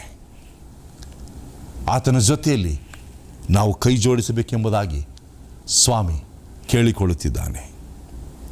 ಪ್ರಿಯರ, ಒಂದು ಪ್ರಶ್ನೆಯನ್ನು ಕೇಳಲು ಇಷ್ಟಪಡುತ್ತೇನೆ. ಈ ಸಮಯದಲ್ಲಿ ನೀವು ಯಾರಿಗೋಸ್ಕರ ಪ್ರಾರ್ಥಿಸುತ್ತಿದ್ದೀರಿ? ಪ್ರಿಯರೇ, ಯಾರೇ ಆಗಲಿ ಪ್ರಿಯರೇ, ಪ್ರಾರ್ಥನೆ ಮಾಡುವುದನ್ನು ನಿಲ್ಲಿಸಬೇಡಿರಿ. ಇತರರಿಗೋಸ್ಕರ ಪ್ರಾರ್ಥನೆ ಮಾಡುವಾಗ ನಿಮಗೆ ಆಶೀರ್ವಾದ ಸಿಗುತ್ತದೆ. ಪೌಲನ ವಿಷಯದಲ್ಲಿ ತೆಗೆದುಕೊಳ್ಳುವಾಗ ಪೌಲನ ಮಧ್ಯಸ್ಥಿಕೆಯ ಪ್ರಾರ್ಥನೆಗಳು ಎಂಬುದಾಗಿ ನೋಡುವಾಗ ಈ ಮಧ್ಯಸ್ಥಿಕೆ ಪ್ರಾರ್ಥನೆ ಎಂಬತಕ್ಕಂಥದ್ದು ಸತ್ಯವೇದಾನುಸಾರವಾಗಿದೆ. ಪೌಲನು ತನ್ನ ಎಲ್ಲ ಸೇವೆಯ ಮಧ್ಯದಲ್ಲಿ ಇತರರಿಗೋಸ್ಕರ ಆತನು ಪ್ರಾರ್ಥನೆ ಮಾಡುತ್ತಿದ್ದನು. ಹೊಸ ಸಭಿಕರಿಗೋಸ್ಕರ, ಮಾನಸಾಂತರ ಹೊಂದಿರೋರಿಗೋಸ್ಕರ, ಹೊಸ ಯುವಕರಿಗೋಸ್ಕರ, ಹೊಸ ಸಭೆಗಳಿಗೋಸ್ಕರ ತನ್ನ ಎಲ್ಲ ಸಮಯದಲ್ಲೂ, ಎಲ್ಲ ಪ್ರಯಾಣದಲ್ಲೂ, ಎಲ್ಲ ಮಧ್ಯಸ್ಥಿಕೆಯ ಪ್ರಾರ್ಥನೆಯಲ್ಲಿ ಆತನು ಮಾಡುತ್ತಿದ್ದನು ಎಂಬುದಾಗಿ ನೋಡುವಂಥರಾಗಿದ್ದೇವೆ. ಆತನು ಅರಿತುಕೊಂಡನು, ನಾನು ಕರೆದುಕೊಂಡು ಬರುವ ಸಭಿಕರು ಬಲಹೀನರಾಗಿದ್ದಾರೆ, ಅವರನ್ನು ಬಲಿಪಡಿಸುವಂತೆ ದೇವರಿಗೆ ಪ್ರಾರ್ಥನೆ ಮಾಡಬೇಕೆಂಬುದಾಗಿ. ಎಫೆಸದವರಿಗೆ 1ನೇ ಅಧ್ಯಾಯ 21ನೇ ವಚನ ಗಮನಿಸುವಾಗ ತನ್ನ ವಿಷಯವಾಗಿ ತಿಳುವಳಿಕೆಯನ್ನು ಕೊಟ್ಟು ಇದುವರೆಗೂ ಗುಪ್ತವಾಗಿದ್ದ ಸತ್ಯಾರ್ಥಗಳನ್ನು ತಿಳುಕೊಳ್ಳುವ ಜ್ಞಾನವುಳ್ಳ ಆತ್ಮವನ್ನು ದಯಪಾಲಿಸಲಿ ಎಂಬುದಾಗಿ ಪ್ರಾರ್ಥನೆ ಮಾಡ್ತಾ ಇದ್ದನು. 2ನೇದಾಗಿ ಆತನು ಹೇಳಿದನೆ, ಆತನು ಸಾಧಿಸುವ ಪರಾಕ್ರಮವು ಎಷ್ಟು ಅತಿಶಯವಾದದ್ದೆಂಬುದನ್ನು ನೀವು ತಿಳುಕೊಳ್ಳುವಂತೆ ಅನುಗ್ರಹಿಸಲಿ ಎಂಬುದಾಗಿ. ಪೌಲನು ಎಫೆಸ ಸಭೆಯನ್ನು ಬಲಪಡಿಸುತ್ತಿದ್ದನು, ಪ್ರಾರ್ಥನೆ ಮಾಡುತ್ತಿದ್ದನು. ಪ್ರಾರ್ಥನೆ ಮೂಲಕವಾಗಿ ಈ ಸಭೆಯು ಬಲ ಹೊಂದಲಿ ಎಂಬುದಾಗಿ ಆತನು ಅಂದುಕೊಂಡಿದ್ದನು. ಆತನ ಪ್ರಾರ್ಥನೆಯಲ್ಲಿ ದೇವರ ಶಕ್ತಿಯನ್ನು ಅವರು ಅನುಭವಿಸಲಿ ಎಂಬುದಾಗಿ ಅಂದುಕೊಂಡನು. ದೇವರ ಒಂದು ಮಹಿಮೆ, ಐಶ್ವರ್ಯ ಅವರ ಮೇಲೆ ಸದಾ ಇರಲಿ ಎಂಬುದಾಗಿ ಪ್ರಾರ್ಥಿಸುತ್ತಿದ್ದನು. ಪೌಲನು ಪ್ರಾರ್ಥನೆಯನ್ನು ಮಾಡಿ ಈ ಸಭೆಯನ್ನು ಬಲಪಡಿಸುತ್ತಿದ್ದನು. ಫಿಲಿಪ್ಪೆ ಸಭೆಯನ್ನು ಬರುವಾಗಲೂ ಸಹ ಆತನು ಫಿಲಿಪ್ಪದವರಿಗೆ ಪ್ರಾರ್ಥನೆ ಮಾಡುತ್ತಿದ್ದನು. ಪ್ರಾರ್ಥನೆ ಮೂಲಕವಾಗಿ ಆ ಸಭೆಯನ್ನು ಉತ್ತೇಜನಪಡಿಸುತ್ತಿದ್ದನು. ನೀವು ನಿಮ್ಮ ಸತ್ಯವೇದಗಳನ್ನು ಫಿಲಿಪ್ಪದವರಿಗೆ 1ನೇ ಅಧ್ಯಾಯ 3ರಿಂದ 11 ವಚನಗಳನ್ನು ನೀವು ಓದಿಕೊಳ್ಳಿರಿ. ಅಲ್ಲಿ ನಮಗೆ ಸ್ಪಷ್ಟವಾಗಿ ತಿಳಿಸುವಂಥದ್ದಾಗಿದೆ, ಆತನು ನೀಡಿರುವ ಭರವಸೆ, ಆತನು ಕೊಡುತ್ತಿರುವ ಆ ಪ್ರೀತಿ, ಆ ಜ್ಞಾನ, ಆ ಜ್ಞಾನೋದಯ ಎಲ್ಲವನ್ನ ಅರಿತುಕೊಂಡವರಾದರು ಎಂಬುದಾಗಿ. ಮಧ್ಯಸ್ಥಿಕೆಯ ಪ್ರಾರ್ಥನೆ ಅತ್ಯವಶ್ಯಕವಾಗಿದೆ ಪ್ರಿಯರೇ. ಕಾರ್ಯವೆಸಗುವ ಅಗೋಚರ ಶಕ್ತಿಗಳಿವೆ. ಮಧ್ಯಸ್ಥಿಕೆಯ ಪ್ರಾರ್ಥನೆಯಲ್ಲಿ ನಾವು ಕಾಣಲಾರದ ಒಂದು ಶಕ್ತಿಯನ್ನು ಕಂಡುಕೊಳ್ಳುತ್ತೇವೆ. ಮಹಾನ್ ಹೋರಾಟ ಎಂಬುದಾಗಿ ನಾವು ಗಮನಿಸುವಾಗ ಆ ಹೋರಾಟದಲ್ಲಿ ಸೈತಾನನು ಯಾರನ್ನ ನುಂಗಲಿ ಎಂಬುದಾಗಿ ಕಾದುಕೊಂಡಿದ್ದಾನೆ. ಸತ್ಯವೇದದಲ್ಲಿ ಒಂದು ಒಳ್ಳೆಯ ದೃಷ್ಟಾಂತವಿದೆ. ದಾನಿಯೇಲ ಬರೆದ ಪ್ರವಾದನ ಗ್ರಂಥ 10ನೇ ಅಧ್ಯಾಯ 10ರಿಂದ 11 ವಚನದಲ್ಲಿ ಪ್ರವಾದಿಯಾದ ಯೆರೆಮೀಯನು 70 ವರ್ಷಗಳಾದ ಮೇಲೆ ಗುಲಾಮಗಿರಿಯು ಮುಗಿಯುತ್ತದೆ, ನನ್ನ ಜನರಾದಂಥ ಯಹೂದ್ಯರು ಬ್ಯಾಬಿಲೋನ್ ವಶದಿಂದ ಮತ್ತೊಮ್ಮೆ ಯೆರೂಸಲೇಮ್ ಪಟ್ಟಣಕ್ಕೆ ಬರುತ್ತಾರೆ ಎಂಬತಕ್ಕಂಥ ಪ್ರವಾದನೆಯನ್ನು ದಾನಿಯೇಲನು ಓದಿ ಅರಿತುಕೊಂಡಿರುವಾಗ, ಅದರ ಅಂತ್ಯವು ಹತ್ತಿರವಾಗುತ್ತಿರುವಾಗ, 70 ವರ್ಷದ ಗುಲಾಮಗಿರಿ ಅಂತ್ಯವಾಗುತ್ತಿರುವಾಗ ದಾನಿಯೇಲನಿಗೆ ಭಯವಾಗುತ್ತದೆ. ಪ್ರವಾದನೆಯು ನೆರವೇರುತ್ತಿಲ್ಲ, ಜನರು ಇನ್ನೂ ಸೆರೆಯಾಳಾಗಿದ್ದಾರೆ. ದಾನಿಯೇಲನಿಗೆ ಒಂದು ಯೋಚನೆ ಆಯಿತು, ಏನಾಗುತ್ತಿದೆ, ಪ್ರವಾದನೆ ನಡೆಯುತ್ತಿಲ್ಲ ಎಂಬುದಾಗಿ ಪ್ರಾರ್ಥನೆ ಮೂಲಕವಾಗಿ ದೇವರನ್ನು ಕೇಳಿಕೊಳ್ಳುತ್ತಾನೆ, ಸ್ವಾಮಿ ಯಾವಾಗ ಈ ಪ್ರವಾದನೆ ನೆರವೇರುವುದು ಎಂಬುದಾಗಿ. ಬ್ಯಾಬಿಲೋನ್ ದೇಶದ ಆಡಳಿತ ಮುಗಿತು, ಮೇದ್ಯರು ಮತ್ತು ಪಾರ್ಸಿಯರ ಒಂದು ಆಡಳಿತವು ಪ್ರಾರಂಭವಾಗುತ್ತದೆ. ಆದರೆ 70 ವರ್ಷದ ಸೆರೆಯಾಳು ಗುಲಾಮತನ ಮುಗಿದಿಲ್ಲ ಎಂಬುದಾಗಿ ದಾನಿಯೇಲನ ಒಂದು ಪ್ರಾರ್ಥನೆಯಾಗಿತ್ತು. ನನ್ನ ಜನರು ಇನ್ನೂ ಸೆರೆಯಾಳಾಗಿದ್ದಾರೆ. ದಾನಿಯೇಲನು 21 ದಿವಸ ಉಪವಾಸ ಪ್ರಾರ್ಥನೆಯನ್ನು ಮಾಡಿದನು. ಆ 21 ದಿವಸಗಳಾದ ಮೇಲೆ ದಾನಿಯೇಲನಿಗೆ ಪರಲೋಕದಿಂದ ಒಬ್ಬ ದೇವದೂತರು ಬಂದು ಆತನನ್ನು ಎಬ್ಬಿಸಿ ಆತನಿಗೆ ಭರವಸೆಯನ್ನು ನೀಡುತ್ತಾರೆ. ದಾನಿಯೇಲನೇ, ಭಯಪಡಬೇಡ, ನಿನ್ನ ಪ್ರಾರ್ಥನೆಯು ಪರಲೋಕಕ್ಕೆ ಮುಟ್ಟಿದೆ, ದೇವರು ನನ್ನನ್ನು ಕಳುಹಿಸಿಕೊಟ್ಟಿದ್ದಾನೆ ಎಂಬುದಾಗಿ ಗಬ್ರಿಯೇಲ್ ದೇವದೂತನು ಹೇಳುವಾಗ ದಾನಿಯೇಲನಿಗೆ ಸಮಾಧಾನವಾಗುತ್ತದೆ. ಆದರೆ ಈ 3 ವಾರಗಳಲ್ಲಿ ದಾನಿಯೇಲನು ಕಣ್ಣೀರನ್ನು ಸುರಿಸಿ ಉಪವಾಸ ಪ್ರಾರ್ಥನೆಯನ್ನು ಮಾಡುತ್ತಿರುವಾಗ ಆತನಿಗೆ ಅರ್ಥವಾಗಲಿಲ್ಲ ಯಾಕೆ ಈ ತಡವಾಯಿತು ಎಂಬುದಾಗಿ. ಆಗ ಗಬ್ರಿಯೇಲನು ಹೇಳುತ್ತಾನೆ, ಇಲ್ಲಿ ನಾನು ಹೋರಾಟವನ್ನು ಮಾಡುತ್ತಿದ್ದೆ, ಆದರೆ ಮೇದ್ಯರು ಪಾರಸ್ಯರು ಆಳ್ತಕ್ಕಂಥ ರಾಜನಾದಂಥ ಸೈರಸ್ ಕೊರೇಷನು ನನ್ನನ್ನು ತಡೆದನು ಎಂಬುದಾಗಿ. ಪ್ರಿಯರೇ, ಒಂದು ಸತ್ಯವನ್ನು ಅರ್ಥ ಮಾಡಿಕೊಳ್ಳಿ. ಈ ಕೊರೇಷನು ಮೇದ್ಯರು ಪಾರಸಿಯರು ಆಳುತ್ತಿರುವ ರಾಜನಲ್ಲ, ಆದರೆ ಇದು ಸೈತಾನನನ್ನು ಗುರುತಿಸುವಂಥದ್ದಾಗಿದೆ. ಸೈತಾನನು ಈ ಸತ್ಯವು ದಾನಿಯೇಲನಿಗೆ ತಿಳಿಯಬಾರದು ಎಂಬುದಾಗಿ ಹೋರಾಟವನ್ನು ಮಾಡುತ್ತಿದ್ದನು. ಆದರೆ ಆ ಹೋರಾಟಕ್ಕೆ ಜಯ ಸಿಗಬೇಕಾದರೆ ಸ್ವತಃ ಮಿಕಾಯೇಲನು ಎಂಬಿಸಿಕೊಳ್ಳುವ ದೇವರಾದಂಥ ಕ್ರಿಸ್ತನು ದಾನಿಯೇಲನ ನೆರವಿಗೆ ಬಂದನು. ಮಿಕಾಯೇಲನು ಕ್ರಿಸ್ತನ, ಯೇಸು ಕ್ರಿಸ್ತನ ಇನ್ನೊಂದು ಹೆಸರು. ಆತನು ದಾನಿಯೇಲನಿಗೆ ಸಹಾಯವನ್ನು ಮಾಡುತ್ತಾ, ದಾನಿಯೇಲನಿಗೆ ಶಕ್ತಿಯನ್ನು ತುಂಬುತ್ತಾ, ನಿರೀಕ್ಷೆಯನ್ನು ತುಂಬುತ್ತಾ, ಭರವಸೆಯನ್ನು ತುಂಬುತ್ತಾ ಆತನು ಹೇಳಿದ್ದೇನೆಂದರೆ, ನಿನ್ನ ಪ್ರಾರ್ಥನೆಯು ಮೊದಲನೇ ದಿನದಿಂದಲೇ ನನಗೆ ಕೇಳಿತು, ಆದರೆ ನಾನು ಬರುವುದಕ್ಕೆ ಇಲ್ಲಿ ಒಂದು ಹೋರಾಟ ನಡೀತಾ ಇತ್ತು. ಸೈತಾನನು ಈ ಒಂದು ಮಹಾನ್ ಪ್ರವಾದನೆಯು ಗೊತ್ತಾಗಬಾರದು, ತಿಳಿಯಬಾರದು, ಜನಗಳಿಗೆ ತಿಳಿಸಿಕೊಡಬಾರದು ಎಂಬತಕ್ಕಂಥದ್ದಾಗಿ ಹೋರಾಟವನ್ನು ಮಾಡುತ್ತಿದ್ದನು. ಅಂತ್ಯದಲ್ಲಿ ಕ್ರಿಸ್ತನು ಜಯಶಾಲಿಯಾದನು.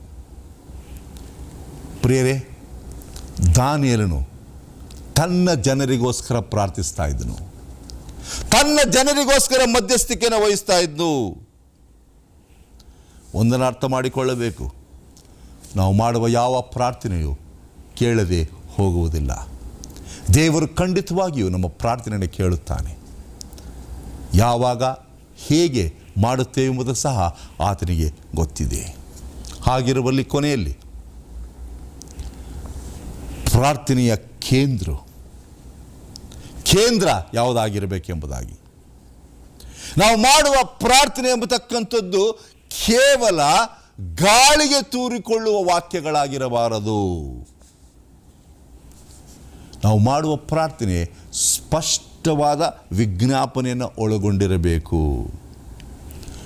ಕ್ರಿಸ್ತನು ತನ್ನ ಶಿಷ್ಯರಿಗೋಸ್ಕರ ಹೆಸರಾಗಿ ವೈಯಕ್ತಿಕವಾಗಿ ಪ್ರಾರ್ಥಿಸಿದನು. ಪೇತ್ರನಿಗೋಸ್ಕರ, ಯೋಹಾನನಿಗೋಸ್ಕರ, ಪ್ರತಿಯೊಂದು ಶಿಷ್ಯರಿಗೋಸ್ಕರ ಸ್ವಾಮಿ ಪ್ರಾರ್ಥನೆ ಮಾಡುತ್ತಿದ್ದನು. ಅಪೊಸ್ತಲನಾದ ಪೌಲನು ಎಫೆಸದವರಿಗೆ, ಫಿಲಿಪ್ಪದವರಿಗೆ, ಕೊಲೋಸ್ಯದವರಿಗೆ ವಿಶೇಷವಾಗಿ ಅವರ ಹೆಸರಿನನ್ನೆತ್ತಿ ಪ್ರಾರ್ಥನೆ ಮಾಡ್ತಾ ಇದ್ದನು. ಅದು ಮಾತ್ರವಲ್ಲದೆ ತನ್ನ ಸ್ನೇಹಿತರುಗಳಾದ ಸಹಪಾಠಿಗಳಾದಂಥ ಯೌವನಸ್ಥ ಸುವಾರ್ತಿಕರಾದಂಥ ತಿಮೋತಿ, ತೀತ, ಜಾನ್ ಮಾರ್ಕ್ ಇವರಿಗೋಸ್ಕರ ಪ್ರಾರ್ಥನೆ ಮಾಡುತ್ತಿದ್ದನು. ಪ್ರಿಯರೇ, ಮಧ್ಯಸ್ಥಿಕೆಯ ಪ್ರಾರ್ಥನೆ ಬಹಳ ಅತ್ಯವಶ್ಯಕವಾಗಿದೆ. 1 ಸಮುವೇಲ 12ನೇ ಅಧ್ಯಾಯ 22-24 ವಚನ ಗಮನಿಸುವಾಗ ಸಮುವೇಲನು ಇಸ್ರಾಯೇಲರಿಗೋಸ್ಕರ ಪ್ರಾರ್ಥಿಸುತ್ತಾನೆ. ಇಸ್ರಾಯೇಲರು ಹಾದಿ ತಪ್ಪುತ್ತಿದ್ದಾರೆ, ಅವರಿಗೋಸ್ಕರ ಆತನು ಪ್ರಾರ್ಥನೆ ಮಾಡುತ್ತಿದ್ದನು. ಯೋಬ 16:21 ಗಮನಿಸುವಾಗ ತನ್ನ ಸ್ನೇಹಿತರಿಗೋಸ್ಕರ ಪ್ರಾರ್ಥಿಸುತ್ತಿದ್ದನು. ಆತನು ಹೇಳುವುದೇನೆಂದರೆ, ಒಬ್ಬನು ತನ್ನ ನೆರೆಯವನಿಗೋಸ್ಕರ ವ್ಯಾಜ್ಯವಾಡುವಂತೆ ಮನುಷ್ಯನಿಗೋಸ್ಕರ ದೇವರ ಮುಂದೆ ವ್ಯಾಜ್ಯವಾಡುತ್ತಿದ್ದರೆ ಎಷ್ಟೋ ಒಳ್ಳೆಯದು ಎಂಬುದಾಗಿ. ನಾವು ಬೇರೆಯವರಿಗೋಸ್ಕರ ಪ್ರಾರ್ಥನೆ ಮಾಡ್ತಕ್ಕಂಥದ್ದು ಬಹಳ ಅವಶ್ಯಕವಾಗಿದೆ. ಸಮಯದಲ್ಲಿ ಹೇಳತಕ್ಕಂಥದ್ದು, ನಾನಾದರೂ ನಿಮಗೋಸ್ಕರವಾಗಿ ಯೆಹೋವನನ್ನು ಪ್ರಾರ್ಥಿಸುತ್ತಾ ಆತನ ಉತ್ತಮ ನೀತಿ ಮಾರ್ಗವನ್ನು ನಿಮಗೆ ತೋರಿಸಿಪಡುವುದಕ್ಕೆ ಬಿಡುವುದೇ ಇಲ್ಲ, ಬಿಟ್ಟರೆ ಆತನ ದೃಷ್ಟಿಯಲ್ಲಿ ಪಾಪಿಯಾಗಿರುವನು ಎಂಬುದಾಗಿ. ಎಷ್ಟು ಸರಳವಾಗಿ ಸಮಯದಲ್ಲಿ ಹೇಳ್ತಾನೆ, ಒಂದು ವೇಳೆ ನಿಮಗೋಸ್ಕರ ನಾನು ಪ್ರಾರ್ಥನೆ ಮಾಡದೇ ಇದ್ದರೆ ನಾನು ಪಾಪಿ ಆಗ್ತೇನೆ ಎಂಬುದಾಗಿ. ಪ್ರಿಯರೇ, ಇವತ್ತಿನ ಪಾಠದಲ್ಲಿ ಒಂದನ್ನು ಅರ್ಥ ಮಾಡಿಕೊಳ್ಳಬೇಕು. ನಾವು ಇತರರಿಗೋಸ್ಕರ ಪ್ರಾರ್ಥನೆ ಮಾಡುವಾಗ ದೇವರ ಆಶೀರ್ವಾದವು ಇತರರಿಗೆ ಸಿಗುವುದಕ್ಕೆ ಒಂದು ಸಾಧನಗಳಾಗುತ್ತೇವೆ. ಸೈತಾನನು ನಮ್ಮನ್ನು ಶೋಧಿಸುತ್ತಾನೆ. ಆ ಸೈತಾನನ ಗೆಲ್ಲುವುದಕ್ಕೆ ಪ್ರಾರ್ಥನೆಯೇ ಒಂದು ಸಾಧನ. ಮತ್ತಾಯನು ಬರೆದ ಸುವಾರ್ತೆ 18:19 ಗಮನಿಸುವಾಗ, ನಾವು ಪ್ರಾರ್ಥನೆ ಮಾಡುವಾಗ ಎಲ್ಲಿ ಇಬ್ಬರಾಗಲಿ ಮೂವರಾಗಲಿ ಸೇರಿಕೊಳ್ಳುತ್ತೇವೆ, ಅಲ್ಲಿ ನಾವು ಪ್ರಾರ್ಥನೆನ ಇತರರಿಗೋಸ್ಕರ ಸಹ ಮಾಡಬೇಕಾಗುತ್ತದೆ. ನನ್ನನ್ನು ಮತ್ತು ನಿಮ್ಮನ್ನು ಒಂದಾಗಿಸ್ತಕ್ಕಂಥದ್ದು, ಜೋಡಿಸ್ತಕ್ಕಂಥದ್ದು ಪ್ರಾರ್ಥನೆಯೇ. ನಾವು ಇತರರಿಗೋಸ್ಕರ ಪ್ರಾರ್ಥನೆ ಮಾಡುವಾಗ ದೇವರು ನಮ್ಮನ್ನು ಗೌರವಿಸುತ್ತಾನೆ. ನಾವು ದೇವರ ಮೇಲೆ ಆತುಕೊಳ್ಳುತ್ತೇವೆ, ಆತನಿಂದಲೇ ಆಶೀರ್ವಾದ ದೊರಕುತ್ತದೆ ಎಂಬುದನ್ನು ಅಂದುಕೊಳ್ಳುತ್ತೇವೆ. ನಮ್ಮ ಪ್ರಾರ್ಥನೆಯು ಪರಲೋಕಕ್ಕೆ ಮುಟ್ಟುತ್ತದೆ ಎಂಬುದರಲ್ಲಿ ಎರಡು ಮಾತಿಲ್ಲ. ಯಾಕೆಂದರೆ ಪ್ರತಿಯೊಬ್ಬ ಮಾನವನು ಮಾಡುವ ಪ್ರಾರ್ಥನೆಯನ್ನು ದೇವರು ಕೇಳುತ್ತಾನೆ. ಪರಲೋಕದಲ್ಲಿರತಕ್ಕಂಥ ದೇವದೂತರುಗಳು ನಮಗೆ ಸಹಾಯ ಮಾಡುವುದಕ್ಕೆ ಸದಾ ಸಿದ್ಧರಾಗಿದ್ದಾರೆ. ದೇವರು ನಮ್ಮ ಪ್ರಾರ್ಥನೆಯನ್ನು ಕೇಳುವವನಾಗಿದ್ದಾನೆ, ನಮಗೆ ಭರವಸೆಯನ್ನು ನೀಡುತ್ತಾನೆ, ನಾನು ನಿಮ್ಮನ್ನು ಮರೆಯುವುದಿಲ್ಲ ಎಂಬುದಾಗಿ. ಯಾರು ನಂಬಿಕೆಯಿಂದ ಪ್ರಾರ್ಥನೆ ಮಾಡುತ್ತಾರೋ ಅವರೆಲ್ಲರ ಪ್ರಾರ್ಥನೆಯನ್ನು ಸ್ವಾಮಿ ಕೇಳುವವನಾಗಿದ್ದಾನೆ. ಪ್ರಿಯರೇ, ನಾವು ಮಾಡುವ ಪ್ರಾಮಾಣಿಕವಾದ ಪ್ರಾರ್ಥನೆಯು ಯಾವತ್ತೂ ವ್ಯರ್ಥವಾಗುವುದಿಲ್ಲ. ಒಂದು ವೇಳೆ ನಮಗೆ ತಕ್ಷಣವಾಗಿ ಉತ್ತರವು ಸಿಗದೇ ಇರಬಹುದು, ಅದನ್ನು ನಾವು ಕಾಣದೇ ಇರಬಹುದು. ಆದರೆ ದೇವರು ಒಂದಲ್ಲ ಒಂದು ರೀತಿಯಲ್ಲಿ ನಮ್ಮ ಪ್ರಾರ್ಥನೆಯನ್ನು ಕೇಳಿ ನಮಗೆ ಸದುತ್ತರವನ್ನು ದಯಪಾಲಿಸುತ್ತಾನೆ ಎಂಬುದರಲ್ಲಿ ಎರಡು ಮಾತಿಲ್ಲ. ಯೇಸು ಕ್ರಿಸ್ತನ ಮಾದರಿಯನ್ನು ಅನುಸರಿಸೋಣ. ಆತನು ಸದಾ ಮಧ್ಯಸ್ಥಿಕೆಯನ್ನು ವಹಿಸುವ ದೇವರಾಗಿದ್ದರು. ಇವತ್ತು ನಾವುಗಳು ಸಹ ಮಧ್ಯಸ್ಥಿಕೆಯನ್ನು ವಹಿಸಿ ಪ್ರಾರ್ಥನೆ ಮಾಡುವ. ನಮಗೋಸ್ಕರ ಮಾಡುವುದಲ್ಲ, ಇತರರಿಗೋಸ್ಕರ ಮಾಡುವ ಪ್ರಾರ್ಥನೆಯಲ್ಲಿ ಹೆಚ್ಚು ಲಾಭವಿದೆ, ಬಲವಿದೆ, ಶಕ್ತಿ ಇದೆ ಎಂಬುದನ್ನು ಅರ್ಥ ಮಾಡಿಕೊಳ್ಳೋಣ. ನಮ್ಮ ಸ್ನೇಹಿತರಿಗೆ ಮಾತ್ರವಲ್ಲ, ಕುಟುಂಬದವರಿಗೆ ಮಾತ್ರವಲ್ಲ, ನಮ್ಮ ವೈರಿಗಳಿಗೂ ಸಹ ಪ್ರಾರ್ಥನೆ ಮಾಡುವುದನ್ನು ನಾವು ಕಲಿಯೋಣ. ಯೇಸು ಕ್ರಿಸ್ತನೇ ಕಲಿಸಿಕೊಟ್ಟಿರುವ ಹಾಗೆ ನಿಮ್ಮ ವೈರಿಗಳನ್ನು ಪ್ರೀತಿಸಿರಿ ಎಂಬುದಾಗಿ. ಪ್ರಿಯರೇ, ಇದೊಂದು ಸಮಯ. ನಾವು ಇರ್ತಕ್ಕಂಥ ಪರಿಸ್ಥಿತಿಯಲ್ಲಿ ಒಬ್ಬರಿಗೊಬ್ಬರು ಪ್ರಾರ್ಥನೆಯಲ್ಲಿ ಬಲಪಡಿಸೋಣ, ಒಬ್ಬರನ್ನೊಬ್ಬರು ನಾವು ಗೌರವಿಸೋಣ. ದೇವರು ಎಲ್ಲರನ್ನೂ ಪ್ರೀತಿಸುತ್ತಾನೆ ಪ್ರಿಯರೇ, ಪಾಪಿಗಳನ್ನು ವಿಶೇಷವಾಗಿ ಪ್ರೀತಿಸುತ್ತಾನೆ. ಆ ಪಾಪಿಗಳಲ್ಲಿ ನಾವೆಲ್ಲರೂ ಸೇರಿದ್ದೇವೆ. ಪ್ರಾರ್ಥನೆ ಮೂಲಕವಾಗಿ ನಾವು ಇತರರನ್ನು ಕ್ರಿಸ್ತನಿಗೆ ಗೆಲ್ಲೋಣ. ದೇವರ ಕಡೆ ಸ್ನೇಹಿತರನ್ನು ಮಾಡಿಕೊಳ್ಳುವುದಕ್ಕೆ ಒಂದೇ ಒಂದು ಸಾಧನ, ಪ್ರಾರ್ಥನೆ ಮಾಡುವುದು. ಹೆಸರಿಸಿ ಪ್ರಾರ್ಥನೆ ಮಾಡಿರಿ, ಒಬ್ಬರಿಗೊಬ್ಬರು ಪ್ರಾರ್ಥನೆ ಮಾಡಿರಿ, ಧೈರ್ಯವನ್ನು ಪಡೆದುಕೊಳ್ಳಿರಿ. ದೇವರು ನಿಮ್ಮನ್ನು ಆಶೀರ್ವದಿಸಲಿ. ಪ್ರಾರ್ಥನೆ ಮಾಡುವ. ನಮ್ಮನ್ನು ಬಹಳವಾಗಿ ಪ್ರೀತಿ ಮಾಡಿದಂಥ ನಮ್ಮ ತಂದೆಯಾದ ದೇವರೇ, ಈ ಸಮಯಕ್ಕೋಸ್ಕರ ಸ್ತೋತ್ರ ಹೇಳುತ್ತೇವೆ. ಮಧ್ಯಸ್ಥಿಕೆಯ ಪ್ರಾರ್ಥನೆ ವಿಷಯದಲ್ಲಿ ನಾವು ಕಲಿತಿರುವ ಪಾಠವನ್ನು ಅರ್ಥಗರ್ಭಿತವಾಗಿ ನಾವು ತಿಳಿದುಕೊಳ್ಳುವುದು ಮಾತ್ರವಲ್ಲ, ಇತರರಿಗೆ ಪ್ರಾರ್ಥಿಸುವ ಸಾಧನಗಳಾಗಲು ಅವಕಾಶ ಕೊಡು ಸ್ವಾಮಿ. ನಿನ್ನ ವಾಕ್ಯವನ್ನು ಕೇಳುತ್ತಿರುವ ಪ್ರತಿಯೊಬ್ಬ ಮಕ್ಕಳನ್ನು ಆಶೀರ್ವದಿಸು, ಅವರ ಕುಟುಂಬಗಳನ್ನು ಆಶೀರ್ವದಿಸು. ಪ್ರಾರ್ಥನೆಯ ಜೀವಿತವನ್ನು ಆ ಮಕ್ಕಳಿಗೆ ಕೊಟ್ಟು ಕಾಪಾಡು ಸ್ವಾಮಿ. ಮಾಧ್ಯಮದ ಮೂಲಕವಾಗಿ ನಡೀತಿರಕ್ಕಂಥ ಸೇವೆಯು 10ರಷ್ಟು 100ರಷ್ಟು ಫಲ ಬರುವ ರೀತಿಯಲ್ಲಿ ಅರ್ಥಗರ್ಭಿತವಾಗಿ ಜನರಿಗೆ ನಿನ್ನ ಸತ್ಯ ಸಂದೇಶವು ಮುಟ್ಟುವಂತೆ ನಮ್ಮೆಲ್ಲರನ್ನು ಉಪಯೋಗಿಸ್ತಾ ಬರಬೇಕೆಂಬುದಾಗಿ ಕ್ರಿಸ್ತನ ದಿವ್ಯನಾಮದಲ್ಲಿ ಅತಿ ವಿನಯದಿಂದಲೂ ತಾಳ್ಮೆಯಿಂದಲೂ ಬೇಡಿಕೊಳ್ಳುತ್ತೇನೆ ಸ್ವಾಮಿ. ಆಮೇನ್.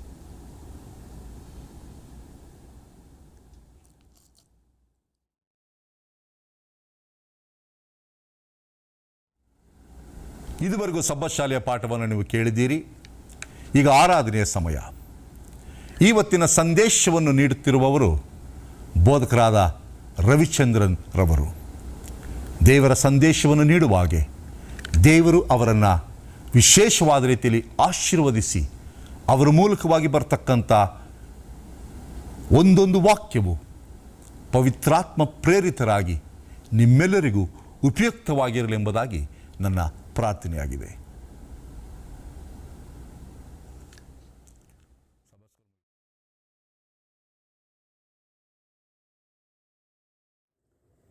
ಯೇಸು ಸ್ವಾಮಿಯ ಪರಿಶುದ್ಧವಾದಂತಹ ನಾಮದಲ್ಲಿ ದೇವರ ವಾಕ್ಯವನ್ನು ಕೇಳ್ತಾ ಇರ್ತಕ್ಕಂಥ ಎಲ್ಲ ವೀಕ್ಷಕರನ್ನ ನಾನು ಸುಸ್ವಾಗತವನ್ನು ಬಯಸುವನಾಗಿದ್ದೇನೆ. ಪ್ರಿಯ ವೀಕ್ಷಕರೇ,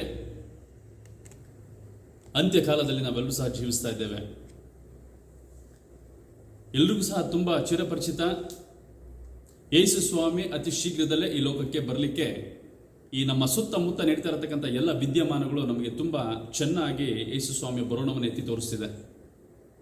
ಅದು ಕಾಯಿಲೆಗಳಿರಬಹುದು, ಕಷ್ಟಗಳಿರಬಹುದು, ಸಾವುಗಳಿರಬಹುದು, ಕ್ಷಾಮಗಳಿರಬಹುದು, ಬೇರೆ ಅನೇಕ ಸೂಚನೆಗಳಿರಬಹುದು. ಇವೆಲ್ಲವನ್ನು ನೋಡಿದಾಗ ಯೇಸು ಸ್ವಾಮಿಯ ಬರೋಣದ ಸಂದರ್ಭದಲ್ಲಿ ಖಂಡಿತವಾಗಿಯೂ ಸಹ ಇದು ಹೀಗೆ ಆಗಬೇಕು ಎಂಬುದಾಗಿ ಸತ್ಯವೇದದಲ್ಲಿ ಬರೆದಿದೆ ಕೂಡ. ಇಷ್ಟೆಲ್ಲ ಪೀಠಿಕೆ ಹೇಳ್ತಾ ಇರ್ತಕ್ಕಂಥ ಉದ್ದೇಶ ಏನಂದ್ರೆ, ಯೇಸು ಸ್ವಾಮಿಯ ಬರೋಣ ಹತ್ತಿರದಲ್ಲಿದೆ, ನಮ್ಮೆಲ್ಲರಿಗೂ ಸಹ ಗೊತ್ತು. ಆದರೆ ನಮ್ಮ ಜೀವಿತ ಹೇಗಿರಬೇಕು ಅನ್ನುವಂಥದ್ದು ಒಂದು ಪ್ರಶ್ನೆ. ಯೇಸು ಸ್ವಾಮಿ ಬರಲಿ, ನಾವು ಹಾಗೆ ಇರೋಣ, ಇದು ನಮ್ಮ ಉದಾಸೀನತೆಯ ಒಂದು ಉತ್ತರಗಳು. ಆದರೆ ಇದು ಎಷ್ಟು ಮಟ್ಟಿಗೆ ಸರಿ ಅಂತ ಇವತ್ತು ನಾನು ನಿಮ್ಮನ್ನ ಕೇಳುವನಾಗಿದ್ದೇನೆ.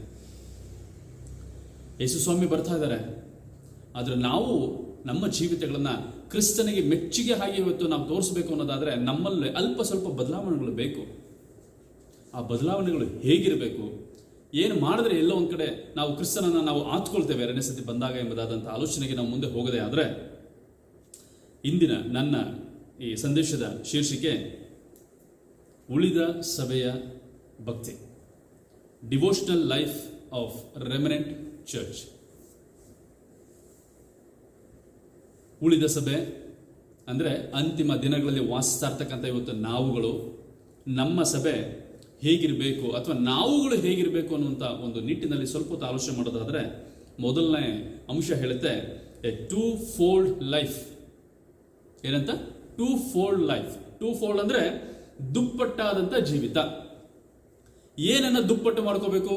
ನಮ್ಮಲ್ಲಿರ್ತಕ್ಕಂಥ ಭಯ ಭಕ್ತಿಯನ್ನು ದುಪ್ಪಟ್ಟು ಮಾಡ್ಕೋಬೇಕು, ದೇವರ ಮೇಲೆ ಇರ್ತಕ್ಕಂಥ ಪ್ರೀತಿಯನ್ನು ದುಪ್ಪಟ್ಟು ಮಾಡ್ಕೋಬೇಕು, ದೇವರು ನಮಗೆ ಕೊಟ್ಟಿರ್ತಕ್ಕಂಥ ಆಶೀರ್ವಾದವನ್ನ ಇತರರಿಗೆ ಹಂಚುವುದರ ಮುಖಾಂತರ ಇನ್ನೂ ಹೆಚ್ಚಿನ ರೀತಿಯಲ್ಲಿ ನಾವು ದುಪ್ಪಟ್ಟನ್ನ ಮಾಡ್ಕೋಬೇಕು. ಆದರೆ ಇವತ್ತು ಈ ಅಂತ್ಯದ ದಿನಮಾನಗಳಲ್ಲಿ ನಾವೆಲ್ಲ ಏನ್ ನೋಡ್ತಾ ಇದ್ದೀವಿ ಅಂದ್ರೆ, ದುಪ್ಪಟ್ಟಾದ ಜೀವಿತ ನೋಡ್ತಾ ಇಲ್ಲ, ದಪ್ಪನೆಯ ಜೀವಿತ ನೋಡ್ತಾ ಇದ್ದೀವಿ. ಹೇಗೆ ಅಂತೀರಾ? ಲಾಕ್ಡೌನ್ ಮೇಲೆ ಲಾಕ್ಡೌನ್ ಆಗ್ತಾನೆ ಇದೆ, ನಮಗೆ ರಜಾ ಸಿಗ್ತಾನೆ ಇದೆ, ಮನೆಗಳಲ್ಲಿ ನಮ್ಮ ಇಷ್ಟ ಬಂದಂತ ಎಲ್ಲ ತರದ ಕರೀಸು ಮಾಡ್ತಾ ಇದ್ದಾರೆ. ಅದು ವಿಶೇಷವಾದಂಥ ತಿಂಡಿ ತಿನಿಸುಗಳು, ವಿಶೇಷವಾದಂಥ ಭೋಜನಗಳು, ಇದೆಲ್ಲವನ್ನ ನೋಡಿದಾಗ ನಮಗೆ ದೇವರ ಮೇಲಿರ್ತಕ್ಕಂಥ ಭಯಭಕ್ತಿ ಕಡಿಮೆ ಆಗಿ ದಪ್ಪನೆಯ ಜೀವಿತ ಹೋಗ್ತದೆ. ದುಪ್ಪಟ್ಟಾದ ಜೀವಿತ ಬೇಕು, ಆದರೆ ಅದು ದಪ್ಪನೆಯ ಜೀವಿತ ಆಗ್ತದೆ. ಆದರೆ ದೇವರು ಬಯಸುವಂಥದ್ದೇನು ಗೊತ್ತಾ? ನನ್ನ ಮೇಲೆ ನಂಬಿಕೆ ಇಡತಕ್ಕಂಥ ಪ್ರತಿಯೊಬ್ಬೊಬ್ಬರು ಸಹ ಅದನ್ನು ಯಾರು ಹೆಚ್ಚಿಗೆ ಮಾಡ್ಕೊಳ್ಳಲ್ವೋ, ಮತ್ತಾಯ 5:20 ಸುಂದರವಾದಂಥ ವಾಕ್ಯವನ್ನು ಯೇಸು ಸ್ವಾಮಿ ಹೇಳ್ತಾರೆ. ಏನಂತಂದ್ರೆ, ಪರಿಸರಲ್ಲಿಯೂ ಸಹ ನೀತಿ ಇದೆ, ಆದರೆ ಆ ನೀತಿ ನಿಮ್ಮಲ್ಲಿ ಹೆಚ್ಚಿನದಾಗದಿದ್ರೆ ನೀವು ಪರಲೋಕ ರಾಜ್ಯಕ್ಕೆ ಸೇರಲಾರಿರಿ. ಅಂದರೆ ನೀತಿವಂತರು ಎಲ್ಲರೂ, ಬೇರೆಯವರಲ್ಲೂ ಸಹ ಸತ್ಯ ಇದೆ. ನಾವು ಅನ್ಕೋಬೋದು ನಾವು ಕ್ರೈಸ್ತರು, ನಮ್ಮಲ್ಲಿ ಮಾತ್ರ ಸತ್ಯ ಇದೆ ಅಂತ. ಬೇರೆಯಲ್ಲೂ ಸತ್ಯ ಇದೆ, ಆದರೆ ಆ ಸತ್ಯ ಯಾವುದು? ಇವತ್ತು ನಾವು ಇಟ್ಕೊಂಡಿರ್ತಕ್ಕಂಥ ಈ ಸತ್ಯ ಏನು? ಇದರಲ್ಲಿ ನಾವು ಎಷ್ಟು ಮಟ್ಟಿಗೆ ಹೆಚ್ಚಿನ ರೀತಿಯಲ್ಲಿ ನಾವು ಬೆಳೆಸ್ಕೋಬೇಕು ಅನ್ನುವಂಥದ್ದನ್ನು, ಅದ್ರ ಬಗ್ಗೆ ನಾವು ದುಪ್ಪಟ್ಟಾದ ಯೋಚನೆಗಳನ್ನ ನಾವು ಮಾಡಿದ್ರೆ ಮಾತ್ರ ಕ್ರಿಸ್ತನ ಆ ದುಪ್ಪಟ್ಟಾದಂಥ ಆಶೀರ್ವಾದ ಇವತ್ತು ನಮಗೆ ಸಿಗುತ್ತೆ. ಇವತ್ತು ನಾವು ಅದ್ರ ಬಗ್ಗೆ ಯೋಚನೆ ಮಾಡದೆ ದೇವರು ಎಲ್ಲರನ್ನ ಆಶೀರ್ವಾದ ಮಾಡ್ತಾರೆ, ನಾವು ದೇವರ ಭಯಭಕ್ತಿಯಲ್ಲಿದ್ದೀವಿ, ನಾವು ಶನಿವಾರ ಸಭೆಗೆ ಹೋಗ್ತೀವಿ, ಕಾಣಿಕೆ ಕೊಡ್ತೀವಿ, ಪ್ರಾರ್ಥನೆ ಮಾಡ್ತೀವಿ, ರಾಗ ಹಾಡ್ತೀವಿ, ಇಷ್ಟೆಲ್ಲ ನಾವು ಹೇಳಬಹುದು. ಆದರೆ ಇದಕ್ಕಿಂತ ವಿಶೇಷವಾದಂಥ ಅಂಶಗಳು ಇವತ್ತು ದೇವರು ನಮ್ಮಲ್ಲಿ ಹುಡುಕ್ತಾ ಇದ್ದಾನೆ ಪ್ರೇರೆ. ಆ ಹುಡುಕ್ತಾ ಇರ್ತಕ್ಕಂಥ ಅಂಶಗಳಲ್ಲೇ ಮೊದಲನೇ ಅಂಶ ಏನಂದ್ರೆ, ಕೀರ್ತನೆಗಳ ಪುಸ್ತಕ 5ನೇ ಅಧ್ಯಾಯ 3ನೇ ವಚನ ಈ ರೀತಿ ಹೇಳುತ್ತೆ, ಓ ಕರ್ತನೆ, ಬೆಳಿಗ್ಗೆ ನನ್ನ ಸ್ವರವನ್ನ ಕೇಳುವಿ, ಹೊತ್ತಾರೆಯಲ್ಲಿ ನಿನಗೆ ಪ್ರಾರ್ಥಿಸಿ ಮೇಲಕ್ಕೆ ನೋಡುವೆನು.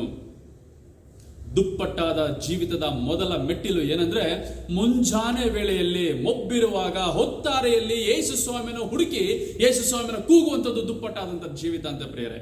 ಎಷ್ಟು ಜನ ಇವತ್ತು 4 ಗಂಟೆಗೆ 5 ಗಂಟೆಗೆ ಎದ್ದು ಪ್ರಾರ್ಥನೆ ಮಾಡೋರಿದ್ದೀರಿ? ಆ ಟೈಮಲ್ಲೇ ನಿದ್ದೆ ಜಾಸ್ತಿ.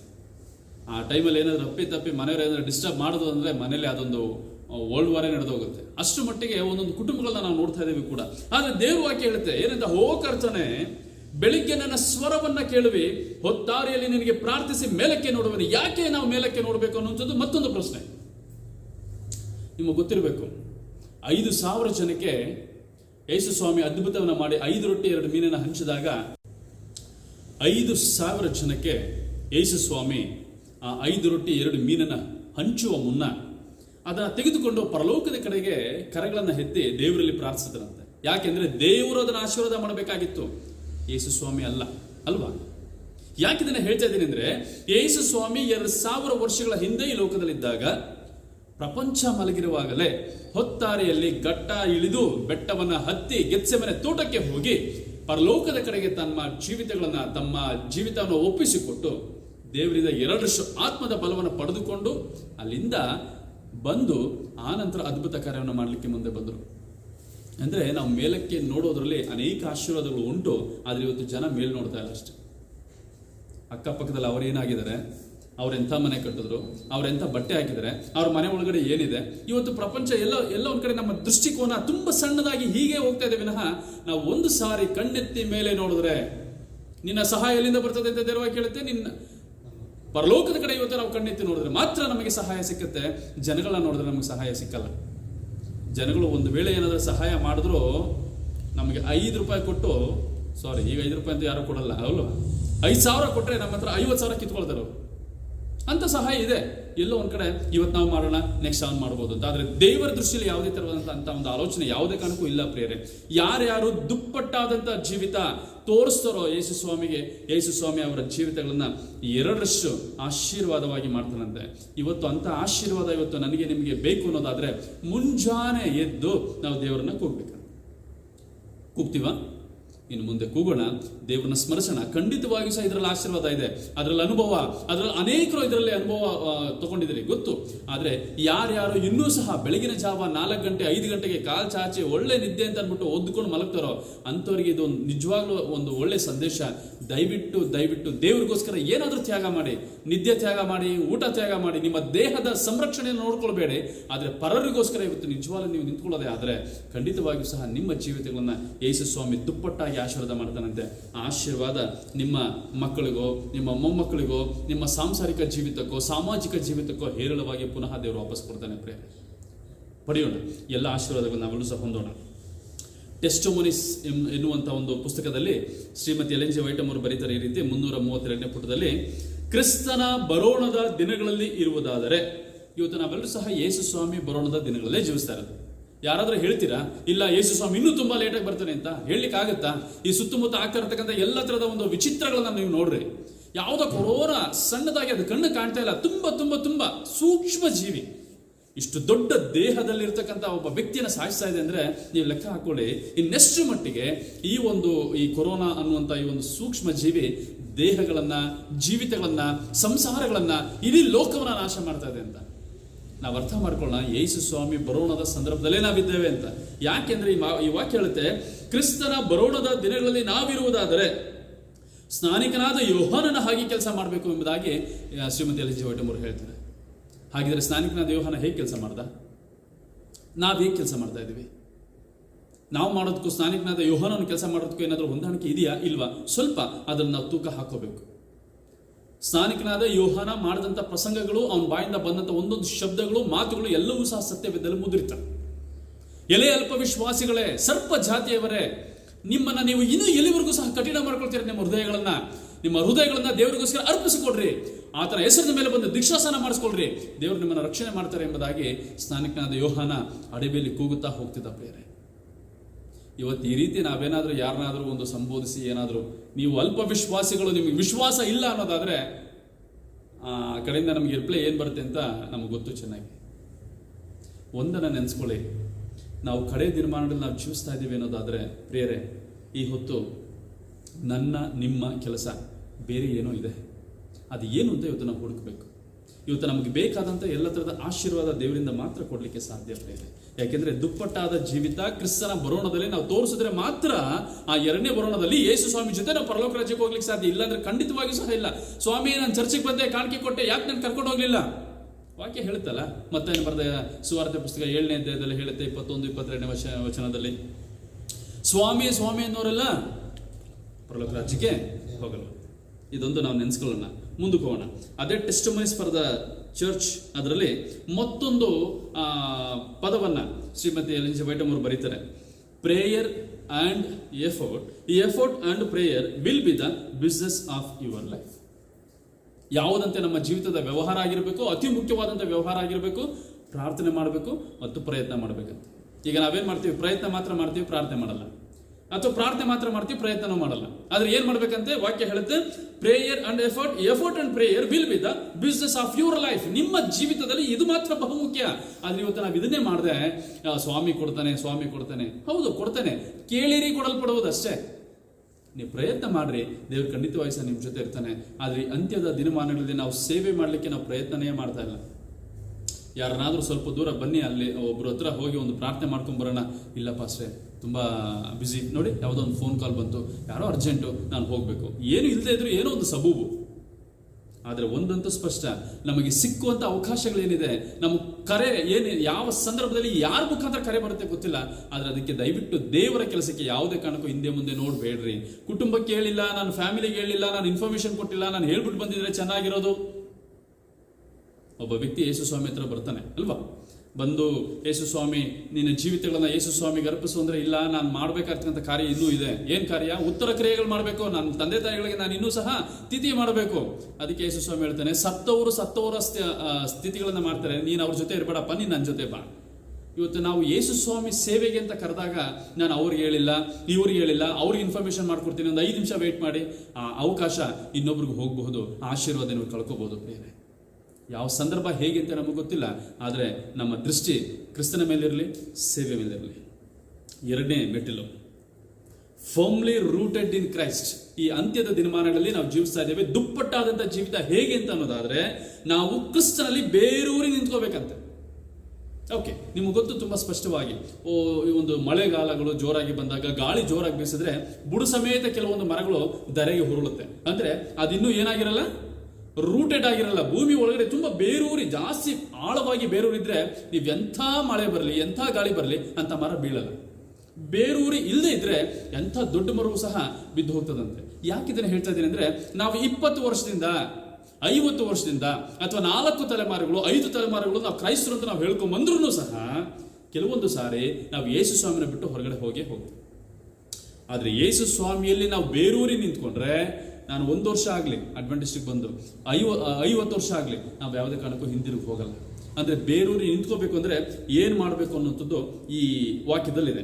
ಯೋಹನ 15ನೇ ಅಧ್ಯಾಯ 7ನೇ ವಚನ ಈ ರೀತಿ ಹೇಳುತ್ತೆ, ನೀವು ನನ್ನಲ್ಲಿಯೂ ನನ್ನ ವಾಕ್ಯಗಳು ನಿನ್ನಲ್ಲಿಯೂ ನೆಲೆಗೊಂಡಿದ್ದರೆ ನಿಮಗೆ ಬೇಕಾದನ್ನು ಬೇಡಿಕೊಳ್ಳ್ರಿ, ನಾನು ನಿಮಗೆ ಕೊಡ್ತೀನಿ. ಅಂದರೆ ಇವತ್ತು ನಮ್ಮ ಈ ದುಪ್ಪಟ್ಟಾದಂಥ ಜೀವಿತದಲ್ಲಿ ಏನಿಲ್ಲ ಅಂದರೆ, ನಾವು ಯೇಸು ಸ್ವಾಮಿ ಮೇಲೆ ಅವಲಂಬಿತರಾಗಿಲ್ಲ. ದೇವರನ್ನ ಬೆಳಿಗ್ಗೆ ಹೊತ್ತು ನಾವು ಪ್ರಾರ್ಥನೆ ಅಂತೂ ಮಾಡ್ತಾ ಇಲ್ಲ, ಅದು ಮೊದಲನೇ ಮೆಟ್ಲು. ಈಗ ಎರಡನೇದಾಗಿ ನಮಗೆ ತಿಳಿಸ್ತಾ ಇದೆ ಅಂತಂದ್ರೆ, ಇವತ್ತು ನಾವು ದೇವರ ವಾಕ್ಯವನ್ನ ಸರಿಯಾದಂಥ ರೀತಿಯಲ್ಲಿ ಕಲಿತಾ ಇಲ್ಲ. ಬೈಬಲ್ ಇಟ್ಕೊಳ್ತೀವಿ, 2 ವಾಕ್ಯ ಓದ್ತೀವಿ, ಕಣ್ಣಿಗೆ ಸ್ವಲ್ಪ ತೂಕಡಿಕೆ ಬರುತ್ತೆ, ಆಯಾಸ ಆಗಿರುತ್ತೆ, ಬೆಳಗ್ಗೆಯಿಂದ ತುಂಬ ಸುಸ್ತಾಗಿರುತ್ತೆ, ಎಲ್ಲ ಕಡೆ ಓಡಾಡಿ ಕೆಲಸ ಕಾರ್ಯಗಳನ್ನು ಮಾಡಿ ನಾಳೆ ಓದೋಣ ಮುಚ್ಚಿಡ್ತೀವಿ. ನಾಳೆ ಅನ್ನೋದು 1 ವರ್ಷ ಆದರೂ ಬರಲ್ಲ. ಆಶೀರ್ವಾದ ಮಾತ್ರ ಬೇಕು ಅಂತ ನಾವು ಪ್ರಾರ್ಥನೆ ಮಾಡ್ತೀವಿ. ಹೇಗೆ ಯೇಸು ಸ್ವಾಮಿ ಆಶೀರ್ವಾದ ಕೊಡ್ತೇವೆ ನೀವೇ ಹೇಳಿ. ಮಕ್ಕಳಿದ್ದಾರೆ, ಟೆಸ್ಟು ಕೊಡ್ತೀವಿ, ಎಕ್ಸಾಮು ಕೊಡ್ತೀವಿ. ಯಾಕೆ? ಈ ಟೆಸ್ಟ್ ಇಲ್ಲ ಅಂದರೆ ಅಟ್ಲೀಸ್ಟ್ ಇನ್ನೊಂದು ಟೆಸ್ಟ್ ಅಲ್ಲಾದರೂ ಪಾಸ್ ಆಗ್ತಾನೆ, ಫೈನಲ್ ಎಕ್ಸಾಮಲ್ಲಾದರೂ ಪಾಸ್ ಆಗ್ತಾನೆ. ನಾವು ಯಾವುದೇ ಪ್ರಯತ್ನ ಮಾಡಲ್ಲ. ಓದಬೇಕು ಅಂತ ನಿಂತ್ಕೊಳ್ತೀವಿ, ಆದರೆ ಓದಕ್ಕಾಗಲ್ಲ, ಮುಚ್ಚಿಬಿಡ್ತೀವಿ. ಅದನ್ನ ಮತ್ತೆ ಇನ್ನೊಂದ್ಸತಿ ನಾವು ಓಪನ್ ಮಾಡೋದಿಲ್ಲ. ಪದೇ ಮಕ್ಕಳಿಗೆ ಹೇಗೆ ವಾರಕ್ಕೊಂದು ತಿಂಗಳಿಗೊಂದು ಟೆಸ್ಟ್ ಕೊಡ್ತಾ ಇರ್ತಾರೋ ಆ ಥರ ನಾವು ಪ್ರತಿನಿತ್ಯ ನಾವೇನು ಮಾಡಬೇಕಂದ್ರೆ ಸತ್ಯವೇದದ ವಾಕ್ಯಗಳ ಜೊತೆ ನಾವು ಮಾತನಾಡಬೇಕು. ಆ ವಾಕ್ಯಗಳು ನಮ್ಮ ಮನಸ್ಸಿನಲ್ಲಿ ಇರಬೇಕು. ಆ ವಾಕ್ಯಗಳ ಮೇಲೆ ನಾವು ನೆಲೆಗೊಂಡಿದ್ರೆ ಮಾತ್ರ ದೇವ್ರ ವಾಕ್ಯ ಹೇಳೋ ಪ್ರಕಾರ ನೀವೇನು ಬೇಕಾದರೂ ಬೇಡ್ಕೊಳ್ರಿ, ನಾನು ನಿಮಗೆ ಕೊಡ್ತೀನಿ ಅಂತ ದೇವ್ರ ಆಶ್ವಾಸನೆ ಮಾಡ್ತಿದ್ದಾನೆ.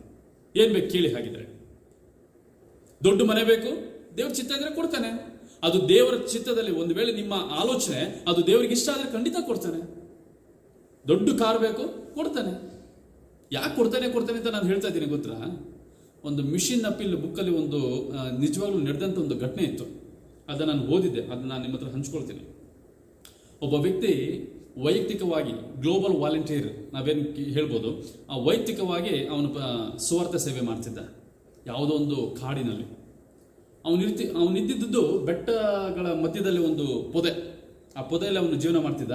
ಆ ಬೆಟ್ಟಕ್ಕೆ ಹತ್ತಿ ಹೋಗಬೇಕಾಗಿತ್ತು. ಮೇಲೆ 10 ಹಳ್ಳಿ ಇತ್ತು. ಆ ಬೆಟ್ಟದ ಮೇಲೆ 10 ಹಳ್ಳಿ ಇತ್ತು. ಹತ್ತು ಹೋಗಬೇಕಾದ್ರೆ ಯಾವುದೇ ದಾರಿ ಇರಲಿಲ್ಲ. ಅವನು ಯಾವುದೋ ಕಾಲ ದಾರಿಯಲ್ಲಿ ಹೋಗಬೇಕಾಗಿತ್ತು. ಅಲ್ಲಿ ಇರ್ತಕ್ಕಂಥವ್ರಿಗೆ ದೇವ್ರ ಸುವಾರ್ತೆ ಸಾರಬೇಕಾಗಿತ್ತು. ಆ 10 ಹಳ್ಳಿಲಿ ಏನಿದಾರಲ್ಲ ಅವ್ರ ಕೆಳಗಡೆ ಬರಲಿಕ್ಕೆ ಒಂದು ಅರ್ಧ ದಿನ ಬೇಕಾಗಿತ್ತು. ಇಳಿದು ನಿಧಾನವಾಗಿ ಕೆಳಗಡೆ ಬರಲಿಕ್ಕೆ ಅರ್ಧ ದಿನ ಬೇಕಾಗಿತ್ತು. ಅಲ್ಲೇನಾದರೂ ಒಬ್ಬರಿಗೆ ಏನಾದರೂ ಜ್ವರ ಬಂದರೆ ಆ ಸಂದರ್ಭದಲ್ಲಿ ಅವನು ತುಂಬ ನಿತ್ರಾಣನಾಗಿರ್ತಾನೆ. ಅವನ ಕೆಳಗಡೆ ಕರ್ಕೊಂಡ್ಬರ್ಲಿಕ್ಕೂ ಆಗ್ತಿರ್ಲಿಲ್ಲ. ಕೆಳಗಡೆ ಬಂದು ಆಸ್ಪತ್ರೆ ಕರ್ಕೊಂಡು ಹೋಗಿ ತೋರಿಸಿ ಮತ್ತೆ ಅವನು ಕಳಿಸೋಷ್ಟರಲ್ಲಿ ಎಷ್ಟೋ ಜನ ಸಾಯ್ತಿದ್ರಂತೆ. ಅವನು ಏನು ಮಾಡ್ತಾನೆ ಅಂದರೆ, ಯಾಕೆ ಇಷ್ಟೆಲ್ಲ ನಡೀತಾ ಇದೆ, ನಾನು ಬೇರೆ ಥರ ಏನಾದರೂ ಸೇವೆ ಮಾಡಬೇಕು ಅಂತ ಹೇಳಿ ದೇವರ ಹತ್ರ ಪ್ರಾರ್ಥನೆ ಮಾಡ್ಲಿಕ್ಕೆ ಪ್ರಾರಂಭ ಮಾಡ್ದ. ಏನಂತ ಪ್ರಾರ್ಥನೆ ಮಾಡ್ಲಿಕ್ಕೆ ಪ್ರಾರಂಭ ಮಾಡ್ದ ಅಂದರೆ, ಸ್ವಾಮಿ ನನಗೊಂದು ಹೆಲಿಕಾಪ್ಟರ್ ಕೊಡು. ಅವನಿದ್ದಿದ್ದು ಚಿಕ್ಕ ಪೊದೆ, ಅವನ ಮೇಲೆ ಇದ್ದಿದ್ದು 10 ಹಳ್ಳಿ ಜನ ಬೆಟ್ಟದ ಮೇಲೆ ಇದ್ರು. ಅವ್ರನ್ನ ಕಾಪಾಡಬೇಕು, ಅವ್ರನ್ನ ಹೇಗಾದ್ರೂ ಮಾಡಿ ನಾನು ಅವ್ರನ್ನ ಸಂರಕ್ಷಣೆ ಮಾಡಬೇಕೆಂಬುದಾಗಿ ಅವನು ದೇವ್ರ ಹತ್ರ ಹೋರಾಡಿ ಪ್ರಾರ್ಥನೆ ಮಾಡ್ತಾನೆ. ಸ್ವಾಮಿ ನನಗೊಂದು ಹೆಲಿಕಾಪ್ಟರ್ ಕೊಟ್ರೆ ಅವ್ರಿಗೇನಾದ್ರೂ ಕಾಯಿಲೆ ಬಂದರೆ ಹೆಲಿಕಾಪ್ಟರ್ ಅವ್ರನ್ನ ಕರ್ಕೊಂಡು ಹೋಗಿ ಆಸ್ಪತ್ರೆಗೆ ಹೋಗಿ ಅವ್ರಿಗೆ ತೋರಿಸಿ ಮತ್ತೆ ವಾಪಸ್ ಬಿಡ್ತೀನಿ, ಅವಾಗ ಅವ್ರು ಸಾಯಲ್ಲ. ಇದು ಅವನ ಉದ್ದೇಶ ಆಗಿತ್ತು. ನಮ್ಗೆ ಇದೆಲ್ಲ ಕೇಳಿಸ್ಕೊಂಡ್ರೆ ನಗು ಬರುತ್ತೆ. ಹೋಗಿ ಹೆಲಿಕಾಪ್ಟರ್ನ ಕೇಳಿದ್ರೆ ದೇವ್ರು ಕೊಡ್ತಾನ ಅಂತ ನೀವು ನಂಬಲ್ಲ. 6 ತಿಂಗಳಾಯ್ತು. 6 ತಿಂಗಳಾದ್ಮೇಲೆ ಒಬ್ಬ ಮಿಷನರಿ ಬಂದ. ಅಲ್ಲಿಗೆ ಒಬ್ಬ ಮಿಷನರಿ ಬಂದ್ಬಿಟ್ಟು ಇವನು ಮಾಡೋಂಥ ಸೇವೆ ನೋಡಿ, ಎಲ್ಲಿ ಸೇವೆ ಮಾಡ್ತಿದ್ದೆ, ಒಂದ್ಸತಿ ನಾನು ಅಲ್ಲಿ ಹೋಗ್ಬೇಕು ತೋರಿಸು ಅಂತಂದಾಗ ಅವ್ನ ಕಾಲ್ ದಾರಿಲ್ಲ ಅವನ ಮೇಲೆ ಕರ್ಕೊಂಡು ಹೋಗ್ತಾನೆ. ಅಲ್ಲಿ ಅಷ್ಟೊಂದು ಜನ, 10 ಹಳ್ಳಿ ಜನ, ಸಣ್ಣ ಮಕ್ಕಳು, ದೊಡ್ಡವರು, ಮುದುಕರು ಎಲ್ಲರೂ ಇದ್ದಾರೆ. ಎಲ್ಲ ಅಸ್ವಸ್ಥತೆ, ಎಲ್ಲ ಅವ್ರು ನೋಡಿದ್ರೆ ಮನುಷ್ಯನಿಗೆ ತುಂಬ ಬೇಸರ ಆಯಿತು. ನೀನು ಹೇಗಪ್ಪ ಇಷ್ಟು ವರ್ಷ ಸೇವೆ ಮಾಡ್ತಾ ಇದೆಯಾ ಅಂದರೆ, ನಾನು ದೇವರಲ್ಲೂ ಒಂದು ಪ್ರಾರ್ಥನೆ ಮಾಡ್ತಾ ಇದ್ದೀನಿ ಸರ್. ಏನಂದರೆ, ದೇವರು ನನಗೊಂದು ಹೆಲಿಕಾಪ್ಟರ್ ಕೊಟ್ಟರೆ ಅದನ್ನು ನಾನು ಏನು ಮಾಡ್ತೀನಿ, ಇವ್ರು ಸೇವೆಗೋಸ್ಕರ ಉಪಯೋಗ ಮಾಡ್ಕೊಳ್ತೀನಿ. ಓಕೆ, ಅವನ ಮನಸ್ಸು ಏನು ಕರೆಕ್ಟೋ ಗೊತ್ತಿಲ್ಲ. ಅವನು ಕೆಳಗಡೆ ಇಳಿದಿದ ತಕ್ಷಣ ಅವನಿಗೊಂದು ಚೆಕ್ ಬರ್ಕೊಟ್ರು. ಅದ ಎಷ್ಟೋ ಲಕ್ಷಗಳ ರೂಪಾಯಿ. ಅದರಿಂದ ಅವನು ಹೆಲಿಕಾಪ್ಟರ್ ತೊಗೊಂಡ ಸೇವೆ ಮಾಡ್ದ. ಇದು ನಿಜವಾಗ್ಲೂ ನಡೆದಂಥ ಘಟನೆ. ಯಾಕಿದನ್ನು ನಾನು ನಿಮ್ಮ ಹತ್ರ ಹೇಳ್ತಾ ಇದ್ದೀನಿ ಗೊತ್ತಾ? ನೀವು ನನ್ನಲ್ಲಿಯೂ ನನ್ನ ವಾಕ್ಯಗಳು ನಿಮ್ಮಲ್ಲಿಯೂ ನೆಲೆಗೊಂಡಿದ್ದರೆ ನಿಮಗೆ ಬೇಕಾದನ್ನು ಬೇಡ್ಕೊಳ್ರೆ ನಾನು ನಿಮಗೆ ಕೊಡ್ತೇನೆ. ಇದಕ್ಕಿಂತ ಬೇರೆ ಆಶೀರ್ವಾದ ಬೇರೆ ಏನು ಬೇಕು ಹೇಳಿ? ಓಕೆ, ಮುಂದೆ ಹೋಗೋಣ. 3ನೇದಾಗಿ, ಈ ಅಂತ್ಯದ ದಿನಮಾನಗಳಲ್ಲಿ moulded by the holy spirit, ನಾವು ಪವಿತ್ರಾತ್ಮ ಭರಿತರಾಗಿ ಇವತ್ತು ನಾವು ಜೀವಿಸಬೇಕಂತೆ. ಪವಿತ್ರಾತ್ಮನೇ ಇವತ್ತು ನಮ್ಮ ಜೀವನದಲ್ಲಿ ಕಾಣ್ತಾ ಇಲ್ಲ ಅನ್ನೋದಾದರೆ ಇನ್ನು ಎಂಥ ಜೀವಿತ ಇವತ್ತು ನಾವು ಜೀವಿಸ್ತಾ ಇದ್ದೀವಿ? ದೇವ್ರ ವಾಕ್ಯ ಹೇಳುತ್ತೆ, ಕೀರ್ತನೆಗಳ ಪುಸ್ತಕ 51ನೇ ಅಧ್ಯಾಯ 11ನೇ ವಚನ, ನಿನ್ನ ಸಮ್ಮುಖದಿಂದ ನನ್ನನ್ನು ಹೊರಗೆ ಹಾಕಬೇಡ, ನಿನ್ನ ಪರಿಶುದ್ಧಾತ್ಮವನ್ನು ನನ್ನಿಂದ ತೆಗೆಯಬೇಡ. ಈ ಹೊತ್ತು ದೇವರ ಸಮ್ಮುಖದಿಂದ ನಮ್ಮ ಸಂತೋಷ, ನಮ್ಮ ದೇವರ ಪರಿಶುದ್ಧಾತ್ಮವನ್ನು ಇವತ್ತು ವಿಶೇಷವಾಗಿ ನಮ್ಮ ಜೊತೆಯಿಂದ ಬೇಡ ಅನ್ನೋದಾದರೆ, ಮತ್ತೊಂದು ವಾಕ್ಯ, ಒಂದು ಬರಹ ಬರೀತಾರೆ ಎಲ್ ಎನ್ ಜಿ ವೈಟ್ ಅನ್ನವರು, ಅವರ್ ಹೈ ಕಾಲಿಂಗ್ ಅಂತ ಒಂದು ಪುಸ್ತಕ. ಅದರಲ್ಲಿ 152ನೇ ಪುಟ ಈ ರೀತಿ ಹೇಳುತ್ತೆ, ಪವಿತ್ರಾತ್ಮನಿಗೆ ನಮ್ಮನ್ನ ಒಪ್ಪಿಸುವವರೆಗೂ, ಕೇಳಿಸ್ಕೊಳ್ರಿ, ನಾನು ಇದನ್ನು ಒತ್ತಿ ಮಾತಾಡ್ತೀನಿ, ಪವಿತ್ರಾತ್ಮನಿಗೆ ನಮ್ಮನ್ನ ಒಪ್ಪಿಸುವವರೆಗೂ ನಮ್ಮ ಜೀವನದಲ್ಲಿ ಸಂತೋಷ ಇರುವುದಿಲ್ಲ ಅಂತ ಬರೀತಾರೆ ತುಂಬಾ ಸ್ಪಷ್ಟವಾಗಿ. ಇವತ್ತು ನೀವೆಲ್ಲ ಮನೆಗಳನ್ನು ಹುಡುಕೊಂಡ್ ಬನ್ರಿ. ಮನೆಗಳು ತುಂಬಾ ದೊಡ್ಡದು, ಮನೆಗಳಲ್ಲಿ ಎಲ್ಲ ಇರುತ್ತೆ, ಫ್ರಿಡ್ಜ್ ಇಂದ ವಾಷಿಂಗ್ ಮಿಷಿನ್ ಇಂದ ಎಲ್ಲ ಉಪಕರಣಗಳು ತುಂಬಾ ಇರುತ್ತೆ. ಮೊಬೈಲ್, ನೀವು ಏನ್ ಬೇಕಾದ್ರೆ ತಗೊಳ್ಳಿ, ಎಲ್ಲ ಇರುತ್ತೆ. ಆದರೆ ಸಂತೋಷ ಇರಲ್ಲ, ಸಮಾಧಾನ ಇರಲ್ಲ, ಒಂದು ಆತ್ಮಾವಲೋಕನ ಇರಲ್ಲ. ಯಾಕೆ? ದೇವವಾಗಿ ಹೇಳುತ್ತೆ, ನಿಮ್ಮ ಜೀವಿತಗಳನ್ನ ನೀವೇನು ಮಾಡಿಲ್ಲ, ಪವಿತ್ರಾತ್ಮನಿಗೆ ಒಪ್ಪಿಸ್ಕೊಟ್ಟಿಲ್ಲ ಅಷ್ಟೇ. ಪವಿತ್ರಾತ್ಮ ಇಲ್ಲದೇ ಇರತಕ್ಕಂಥ ಮನೆಯಲ್ಲಿ ಯಾವುದೇ ಕಾರಣಕ್ಕೂ ಏನೂ ಇರಲ್ಲ. ಒಂದು ರಾಗ ಹೇಳುತ್ತಲ್ಲ, ಯೇಸು ಇರುವ ಮನೆಯಲ್ಲಿ ಆನಂದ ಆನಂದ, ಯೇಸು ಇಲ್ಲದ ಮನೆಯಲ್ಲಿ ಯಾವುದೇ ಕಾರಣಕ್ಕೂ ಇರೋದಿಲ್ಲ. ಯೇಸು ಸ್ವಾಮಿ ಪವಿತ್ರಾತ್ಮನ ರೂಪವಾಗಿ ಮನೆಗಳಲ್ಲಿ ಇಳಿದು ಬಂದರೆ ಮಾತ್ರ ಆ ಮನೆ ವಿಶೇಷವಾದಂಥ ಆಶೀರ್ವಾದ. ಒಂದು ಬರಹ ಸ್ಪಿರಿಟ್ ಆಫ್ ಪ್ರಾಫೆಸಿ ಏನಂತ ಹೇಳುತ್ತೆ ಅಂದರೆ, ನಾವು ಆ ನಿತ್ಯ ರಾಜ್ಯಕ್ಕೆ ಹೋಗಬೇಕಾದ್ರೆ, ಆ ನಿತ್ಯ ರಾಜ್ಯದಲ್ಲಿ ಏನಿದೆ? ಆರೋಗ್ಯ ಇದೆ, ಸಂತೋಷ ಇದೆ, ಸಮಾಧಾನ ಇದೆ, ಕಣ್ಣೀರಿಲ್ಲ, ಸಾವಿಲ್ಲ, ನೋವಿಲ್ಲ, ಏನೂ ಇಲ್ಲ. ಅಲ್ಲಿಗೆ ಹೋಗ್ಬೇಕು ಅನ್ನೋದಾದರೆ ಇವತ್ತು ಅಂಥದ್ದೇ ಆದಂಥ ಚಿಕ್ಕ ಮನೆ ಇವತ್ತು ನಮ್ದಾಗಬೇಕಂತ ಅಂದರೆ, ನಮ್ಮ ಮನೆ ಒಂದು ಚಿಕ್ಕ ಪರಲೋಕ ಆದರೆ ಮಾತ್ರ ಆ ದೊಡ್ಡ ಪರಲೋಕಕ್ಕೆ ನಾವು ಹೋಗಲಿಕ್ಕೆ ಸಾಧ್ಯ. ಪ್ರಿಯರೇ, ನೀವು ನೆನೆಸ್ಕೊಳ್ರಿ, ಹಾಗಿದ್ರೆ ಅಂತ್ಯದ ದಿನಮಾನಗಳಲ್ಲಿ ದುಪ್ಪಟ್ಟಾದಂಥ ಜೀವಿತವನ್ನು ನಾವು ಜೀವಿಸ್ತಾ ಇದ್ದೀವಾ? ನಮ್ಮಲ್ಲಿ ಭಯ ಭಕ್ತಿ ಹೆಚ್ಚಾಗಿದೆಯಾ?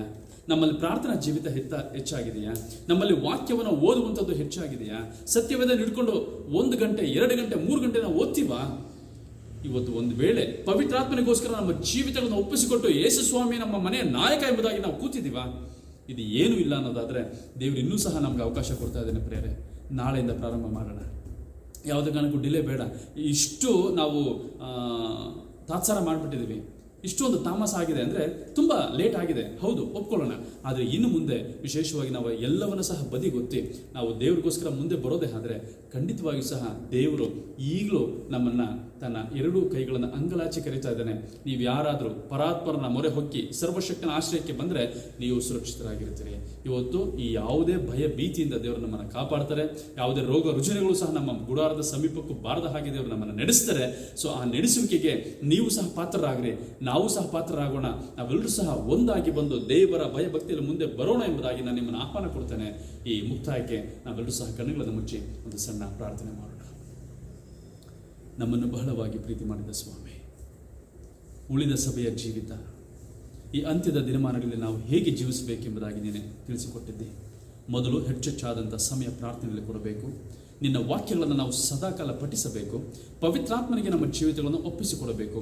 ಇನ್ನು ಇತರರಿಗೋಸ್ಕರ ನಾವು ಪ್ರಾರ್ಥಿಸಿ ಸಾಕ್ಷಿಗಳಾಗಿ ನಿಲ್ಲುವಂತಹ ಒಂದು ಕೃಪೆ ನಮಗೆ ಅನುಗ್ರಹಿಸು ಎಂಬುದಾಗಿ ವಾಕ್ಯದ ಮುಖಾಂತರ ಕೇಳಿದ್ದೇವೆ. ಕರ್ತನೆ, ಈ ವಾಕ್ಯಗಳನ್ನು ಕೇಳಿದಂಥ ಒಂದೊಂದು ಮನಸ್ಸುಗಳು, ಒಂದೊಂದು ಮನೆಗಳು ಆಶೀರ್ವಾದ ಹೊಂದಲಿ. ಏನೇ ತೆರವಾದಂಥ ಸಂದರ್ಭಗಳಲ್ಲಿ ರೋಗದಲ್ಲೋ, ಒಂದು ರುಜಿನದಲ್ಲೋ, ಕಷ್ಟದಲ್ಲೋ, ಕಣ್ಣೀರಿನಲ್ಲೋ, ನೋವಿನಲ್ಲೋ ಅನೇಕ ಮಕ್ಕಳು ಈ ವಾಕ್ಯವನ್ನು ಕೇಳುತ್ತಿರಬಹುದು. ಸ್ವಾಮಿ, ಈ ವಾಕ್ಯಗಳ ಆಶೀರ್ವಾದ ಆ ಕುಟುಂಬಕ್ಕೆ ಇಳಿದು ಬಂದು ಎಲ್ಲ ಸಮಸ್ಯೆಗಳಿಂದ ಆ ಮಕ್ಕಳನ್ನು ಬಿಡಿಸಿ ನಿನ್ನ ವಿಶೇಷವಾದಂಥ ಕೃಪೆ, ಶಾಂತಿ, ಸಮಾಧಾನ, ಸಂತೋಷ, ಅನ್ಯೋನ್ಯತೆ, ಐಕ್ಯತೆ, ಪ್ರೀತಿ, ಆರೋಗ್ಯ ಎಲ್ಲ ಮನೆಗಳನ್ನು ತುಂಬುವ ಹಾಗೆ ನೀನೇ ತಾನೇ ಕೃಪೆ ಮಾಡಿ ನಡೆಸಿ ಎಂದು ಯೇಸುವಿನ ಪರಿಶುದ್ಧವಾದಂಥ ನಾಮದಲ್ಲಿ ಬಿಡುತ್ತೇನೆ ಸ್ವಾಮಿ. ಆಮೆನ್.